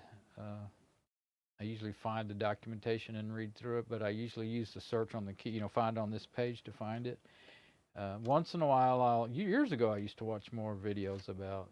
Well, I used to watch them about Windows 7, learning about it, because it's actually harder to find information on Windows than it is on, or it was. It might not be nowadays, but back then it was. Back when Windows 7, XP was going out, Windows 7 just came in. There wasn't, go to Microsoft. It's going to be the best place to go, but it was also one of the hardest places to find what you wanted to find, too. But anyway. Fedora has got mountains and mountains of documentation, and it can be sometimes hard to find because they split it up. But most of what with Fedora, I did use it. I still do. I'd much rather go to some kind of their websites. They got different ones to find out what I need to know than watch. Their videos by that they generally put out are like those long, I want to say forum, well, not forum like on the internet, but a meeting, a forum, a training session where there's somebody talking and using a whiteboard. They're not even using, they're using those Excel slides, they're not even using the live computers and showing you how. Sometimes they do. show, but mostly they don't very often show you a screen desktop video of what they're doing. I mean, if they would show a desktop video and show what they're doing, that would be really helpful. That's why I like to make them. But and the ones that I do watch, if I'm going to watch a video on how to do something with software or hardware, I'll, if it's software, I like the desktop videos, but I want people that talk and explain it, where they just do it fast or slow, it doesn't matter. I just forget to pay attention after about a minute or two. Start thinking about stuff, don't even realize it. So anyway, good. I can't believe that I got all that done. I started, let's see, I got up at noon yesterday, and I started at 11 or 12 last night. It might have been, it's before that. I started getting the power strip cable going around in there and all that stuff. That was a lot of work. I started making videos. Well, I could probably tell that by looking at my videos. But let's see. Before I take off again, I forgot I was just showing the closet. Before I take off, I always like to know, and don't want to find out tomorrow by surprise that it didn't, stream was dropped or, something. So this time, I can't just restore the previous session because the last thing I had going was that something about the server. I can't remember now. What was it? And see, this is how the new, am I on the desktop? No, I'm on Cam 1. Here's how the new page is if you haven't seen it, the streaming page. And see, I'm live, but it doesn't show it. And this is what you see. And those don't take you there. That starts a webcam stream. That manages your streams or something I forgot. That down there, the little running man, that's how they get you back to you can still get there for now. And then you go Stream Now Classic instead of saying Live Dashboard. I didn't notice that the first time I got in there. I went to that event, so I thought, well, maybe it's that, and that was, I don't know what that was. I don't remember now, but it wasn't at all what I wanted. And it doesn't matter. Twice I've saved. Well, I had originally, my link was originally to this page, right? Up here that I have in that one there, Live Dashboard. Don't take you there anymore. And I did it again, and it took me there once or twice, and then it quit. It started taking me to that new one again. So they keep that I have in that one there. So yeah, today we did good. We still got a good stream and everything. So because when I get back in here again, if I don't do that, I will be like, I will not realize it, and something will, I'll have trouble. I end up having trouble. So, here we go. That was a heck of a chore, but I think it's gonna be well worth it. And now that I realize I can actually spin the server all the way around so that I can get to the back of it. A little tricky with the hangers and clothes and stuff, but what I ended up doing when I was trying to spin it back around frontwards is that one big old thick plastic hanger with my jacket on it. I pulled it to the front of the closet. I thought I was going to take it out, and then I thought, well, that looks like that's out of the way. First time I just kind of kept pushing over on it, but with all the cables and everything, I didn't want to be forcing anything. If I'm pushing against that, and you think oh well, that's not going to hurt that, and then the next thing you don't realize it, and you're not pushing against that, and you're pushing against that cable, and it's hung on something, So I wanted to make sure nothing got broke, because you can see if you saw me hooking all that up and doing my best to string relieve it with twisties and stuff, it's still very delicate. And at some point, I really should find some way to have a bracket. There's places where I could. I really don't want to make new holes in this server, but I could probably just put some of those vent holes are big enough and strong enough. I think right there by that, I could probably just put some small can't remember the right size to say, number 10 machine screws, nuts, with nuts on them through there or something. but not big enough for quarter 20s or anything. Even one thing not big anyway. But and I actually, I have regular cable strain relief. I had some metal. Yeah, I've got some metal ones with rubber, and I have some plastic ones. Yeah. Yeah, I've got some really nice ones there for aircraft. My friend's dad, I worked at General Dynamics when I was back in the 80s. Well, I started in like 78, 79, worked for 3 years, and they laid me off, went back to cabinet making, then I went back, and 13 years at GD throughout the 80s, last, 70s and 80s. And about, I don't remember exactly how many years I ended up in the cabinet shop, but it was back and forth during those years. And anyway, we used them on the F-16s. Same thing. The aluminum straps were already pre-made with rubber protectors on them for wire harnesses and stuff. I didn't do wire, but I saw them all the time. And but his dad was I think he was an electrical engineer at GD at LTV, which they made. They didn't make helicopters. Bell Helicopter made helicopters. In Fort Worth, we have quite a bit of aviation. It was General Dynamics when I worked there. Then it got sold. After they laid me off the last time in '92, they sold it to Lockheed. They were getting in trouble then. And LTV ended up getting shut down, too. They were there all those years when I was a kid. And until long after I think they were there, till long after I got laid off from GD.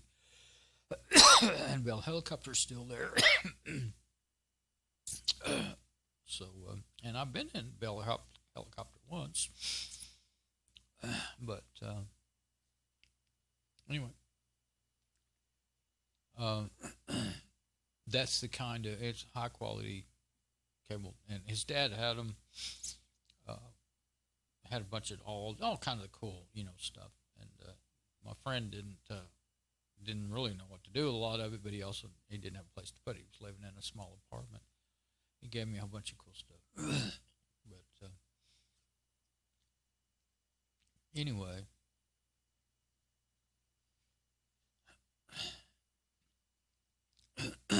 yeah. So the miracle of video would be a real miracle if that's not going to work. I moved that camera. If I can't show it. If people through the magic of video could help me pick all this stuff up and put it away, and somebody else could make me some really home cooked meal. I haven't had one of those in years. Why did I think of that? I have no idea. All right, so I'm gonna go, and I'm tired and delirious. Can't blame me. It's not my fault. All right. Yeah.